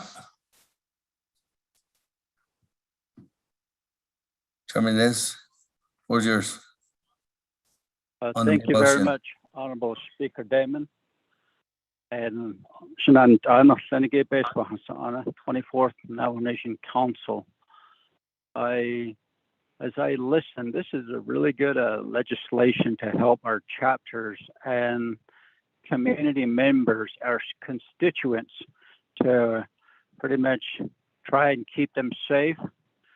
One other thing that I would like to just speak to the issue on is Title 26 under the chapter president's duties and responsibilities.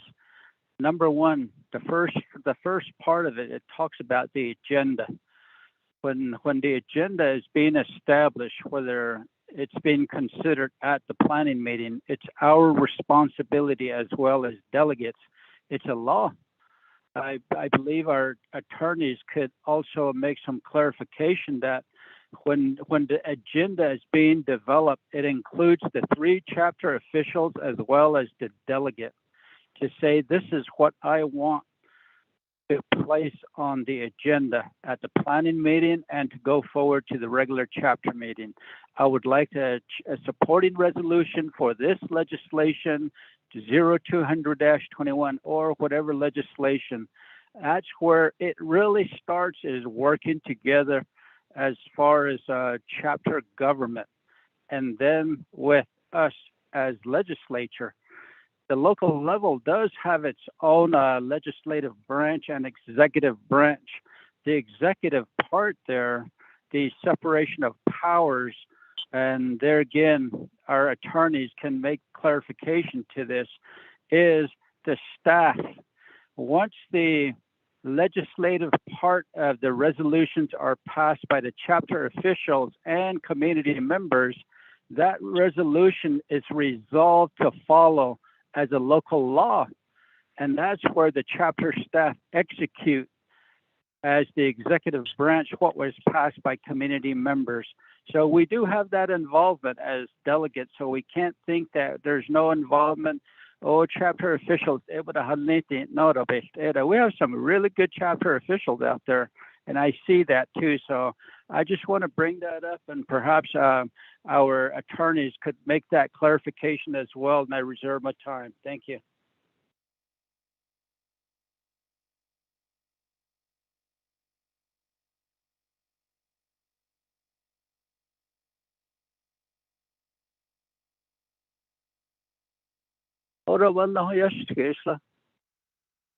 Hello? Should I repeat it again, or we heard anybody you, there? Good and clear.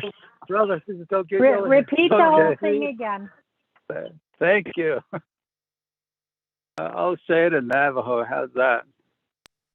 Thank you very much, Chairman Nez. Sorry, we're having technical difficulties here in the chambers. With that, colleagues, any other comments, questions at this time?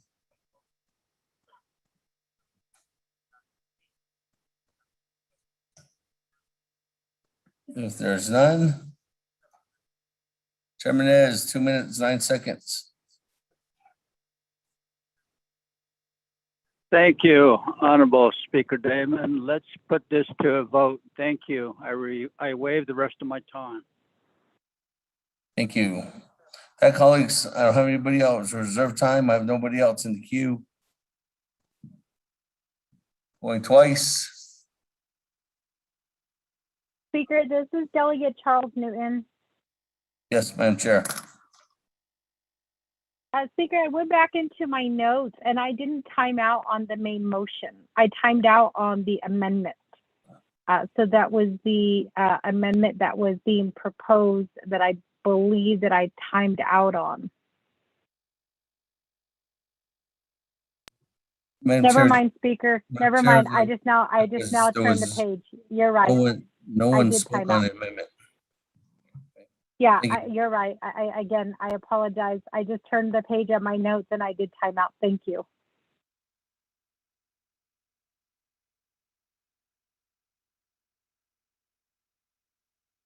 Thank you very much with that, colleagues. Let's go to the board on legislation 0200-21. Oh, actually, Mr. Rico, second reading with one amendment. Thank you, Speaker. Members of the 24th Nomination Council, there is one amendment, amendment number 1 on page 3, line 23, before the word shall. Insert new language. New language is as follows. Chapter meeting quorum requirements. End of new language. 2, renumber related succeeding paragraph sections and exhibits as necessary and appropriate.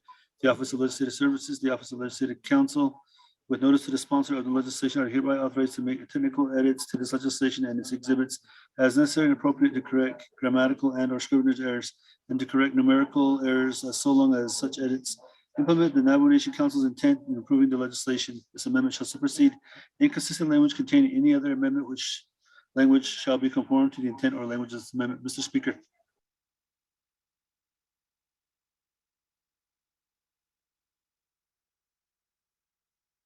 Vote. Honorable Elmer Begay. I'll vote green. Honorable Elmer Begay votes green. Honorable Key Allen Begay Jr. Delegate Allen votes green. Thank you. Honorable Key Allen Begay Jr. votes green. Honorable Paul Begay. Paul Begay votes green. Honorable Paul Begay votes green. Honorable Nathaniel Brown. Honorable Nathaniel Brown. Honorable Nathaniel Brown did not vote. Honorable Eugenia Charles Newton.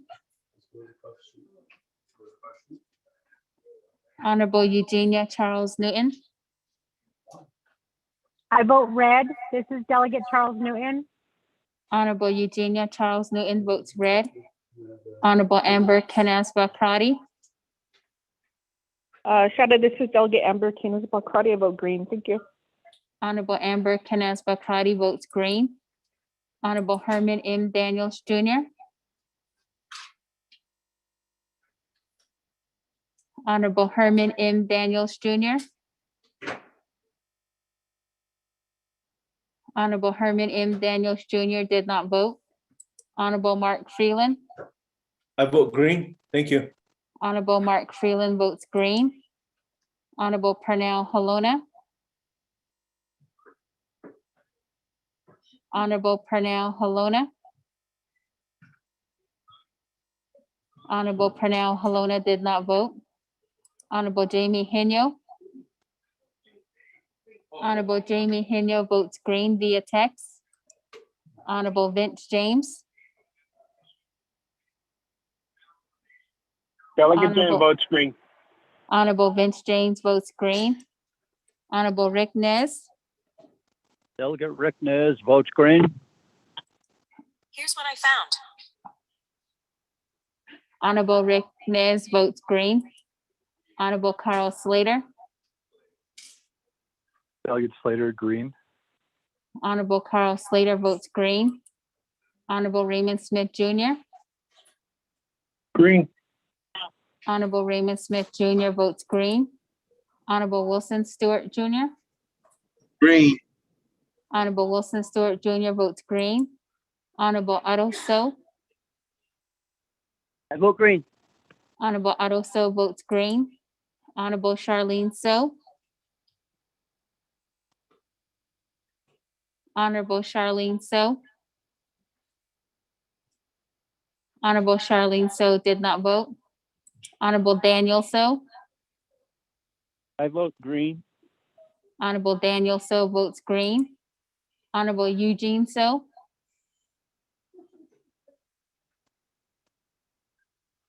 Honorable Eugene So. Honorable Eugene So did not vote. Honorable Thomas Walker Jr.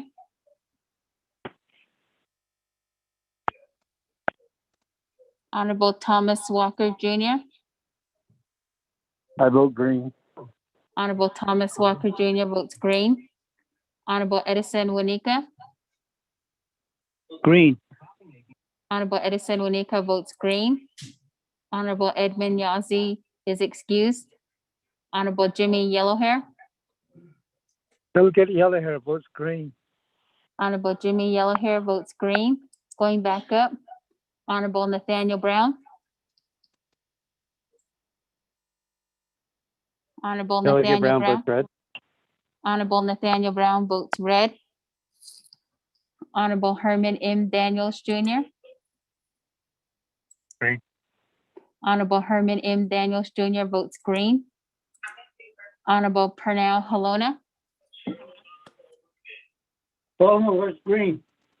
Honorable Pernell Halona votes green. Honorable Charlene So. Honorable Charlene So. Honorable Charlene So did not vote. Honorable Eugene So. Honorable Eugene So. Honorable Eugene So did not vote. Speaker, you have 18 in favor, 2 opposed, and speaker not voting. Thank you very much, colleagues. 18 in favor, 2 opposed, speaker not voting on legislation 0200-21. Motion carries. Final authority, colleagues, that one actually goes across the street for the president's final signature on that. That, colleagues, moving on down, item number C, we have a consent agenda, legislation 0184-21, sponsored by Madam Chair Amber Crotty, and legislation 0196-21, sponsored by Honorable Daniels and myself, Seth Amon. But with that, Mr. Rico, if you could read that into the record. Thank you, Speaker. Members of the 24th Nomination Council. Consent agenda consists of 2 legislations, tracking number 0184-21, an action relating to the Health, Education, and Human Services, Law and Order, and Nabaquiatic Committees, and the Navajo Nation Council approving the Navajo Nation Dinner Action Plan sponsored by Honorable Madam Chair Amber Knazba Crotty. Per Navajo Nation Council Rules of Order Rule 9, legislation has been read into record by electronic voice recording. Legislation moves on to the across the street. Tracking number 0196-21, an action relating to the Resource and Development Committee, Nabaquiatic Committees, and the Navajo Nation Council supporting United States Senate's Bill S-1535 titled America's Red Rock Wilderness Act. Legislation is sponsored by Honorable Herman M. Daniels Jr., co-sponsored by Honorable Speaker Seth Damon. Per Navajo Nation Council Rules of Order Rule 9, legislation has been read into the record by electronic voice recording. Mr. Speaker. Motion by Charles Motion, Lynn. Delegate Nez.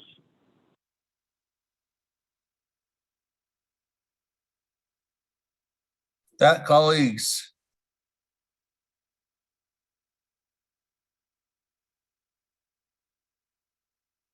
Okay, with that, colleagues, there's a motion by Madam Chair Amber Crotty. Is there a second? Delegate Motion by Nez. Madam Chair, Charles Charles Newton. Newton.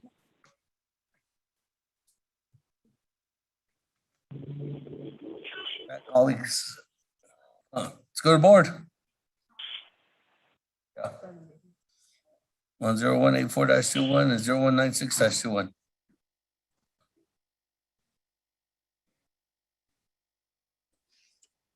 Honorable Elmer Begay. Honorable Elmer Begay. Honorable Elmer Begay did not vote. Honorable Key Allen Begay Jr. Delegate Allen votes green. Thank you. Honorable Key Allen Begay Jr. votes green. Honorable Paul Begay. Delegate Paul Begay votes green. Honorable Paul Begay votes green. Honorable Nathaniel Brown. Honorable Nathaniel Brown. Delegate Brown votes green. Honorable Nathaniel Brown votes green. Honorable Eugenia Charles Newton. Charles Newton votes green. Honorable Eugenia Charles Newton votes green. Honorable Amber Canasba Crotty. Shadow Delegate Amber Canasba-Crotty, I vote green. Thank you. Honorable Amber Canasba Crotty votes green. Honorable Herman M. Daniels Jr. Green. Honorable Herman M. Daniels Jr. votes green. Honorable Mark Freeland. Green. Honorable Mark Freeland votes green. Honorable Pernell Halona. Malone votes green. Honorable Pernell Halona votes green. Honorable Jamie Henyo. Honorable Jamie Henyo. Honorable Jamie Henyo did not vote. Honorable Jamie Henyo votes green via text. Honorable Vince James. Delegate James votes green. Honorable Vince James votes green. Honorable Rick Nez. Delegate Rick Nez votes green. Honorable Rick Nez votes green. Honorable Carl Slater. Delegate Slater, green. Honorable Carl Slater votes green. Honorable Raymond Smith Jr. Green. Honorable Raymond Smith Jr. votes green. Honorable Wilson Stewart Jr. Green. Honorable Wilson Stewart Jr. votes green. Honorable Otto So. Vote green. Honorable Otto So votes green. Honorable Charlene So. I vote green. Honorable Charlene So votes green. Honorable Daniel So. I vote green. Honorable Daniel So votes green. Honorable Eugene So. Honorable Eugene So. Honorable Eugene So did not vote. Honorable Thomas Walker Jr. Honorable Thomas Walker Jr. I vote green. Honorable Thomas Walker Jr. votes green. Honorable Edison Wanika. Mary. Green. Honorable Edison Wanika votes green. Honorable Edmund Yazzie is excused. Honorable Jimmy Yellowhair. Delegate Yellowhair votes green. Honorable Jimmy Yellowhair votes green. Going back up. Honorable Elmer Begay. Honorable Elmer Begay. Vote green. Honorable Elmer Begay votes green.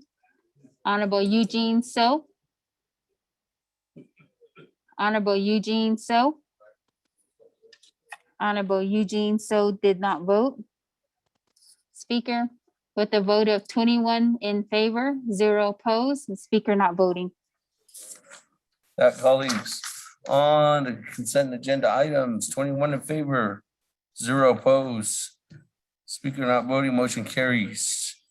That, both of those. Motion to adjourn. Delegate Daniel So.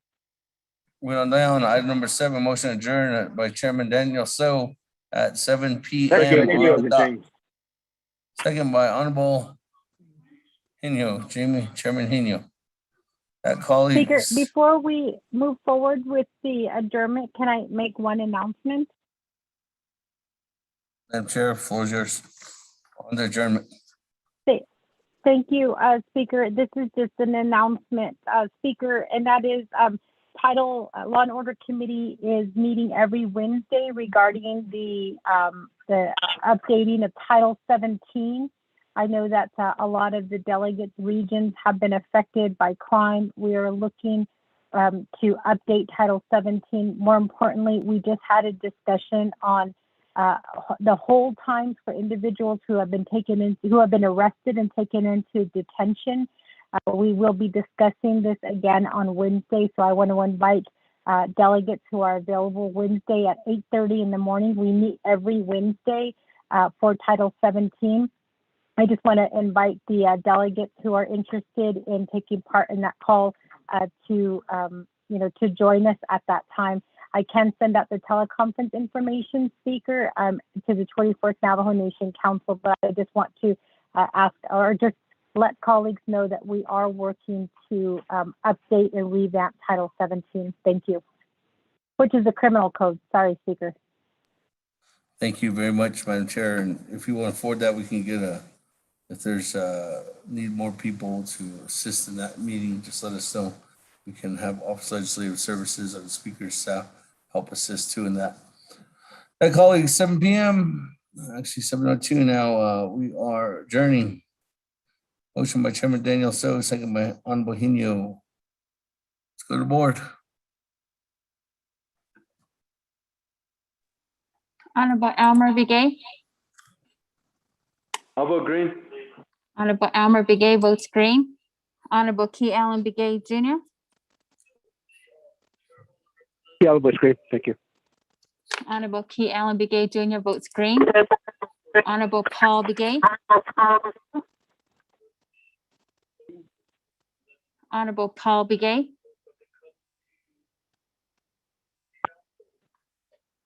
Honorable Paul Begay did not vote. Honorable Nathaniel Brown. Paul Begay votes green. Honorable Nathaniel Brown. Delegate Brown votes green. Honorable Nathaniel Brown votes green. Honorable Paul Begay votes green. Honorable Eugenia Charles Newton. Charles Newton votes green. Honorable Eugenia Charles Newton votes green. Honorable Amber Canaspa Crotty. Honorable Amber Canaspa Crotty. Honorable Amber Canaspa Crotty did not vote. Honorable Herman M. Daniels Jr. Honorable Herman M. Daniels Jr. Green. Honorable Herman M. Daniels Jr. votes green. Honorable Mark Freeland. Green. Thank you, staff. Honorable Mark Freeland votes green. Honorable Pernell Halona. Hello, vote green. Honorable Pernell Halona votes green. Honorable Jamie Hino. Hino votes green. Honorable Jamie Hino votes green. Honorable Vince James. Honorable Vince James. Delegate James votes green. Honorable Vince James votes green. Honorable Rick Ness. Delegate Rick Nez votes green. Honorable Rick Ness votes green. Honorable Carl Slater. Delegate Slater, green. Honorable Carl Slater votes green. Honorable Raymond Smith Jr. Honorable Green. Raymond Smith. Honorable Raymond Smith Jr. votes green. Honorable Wilson Stewart Jr. Green. Honorable Wilson Stewart Jr. votes green. Honorable Otto So. I vote green. Honorable Otto So votes green. Honorable Charlene So. I vote green. Honorable Charlene So votes green. Honorable Daniel So. I vote green. Honorable Daniel So votes green. Honorable Eugene So. Honorable Eugene So. Honorable Eugene So did not vote. Honorable Thomas Walker Jr. Honorable Thomas Walker Jr. Thomas Walker votes green. Honorable Thomas Walker Jr. votes green. Honorable Edison Wanika. Green. Honorable Edison Wanika votes green. Honorable Edmund Yazzie is excused. Honorable Jimmy Yellowhair. Delegate Yellowhair votes green. Honorable Jimmy Yellowhair votes green. Going back up. Honorable Amber Canaspa Crotty. Honorable Amber Canaspa Crotty. Honorable Amber Canaspa Crotty did not vote. Honorable Eugene So. Honorable Eugene So. Honorable Eugene So votes green. Speaker with 21 in favor, 0 opposed. Speaker not voting.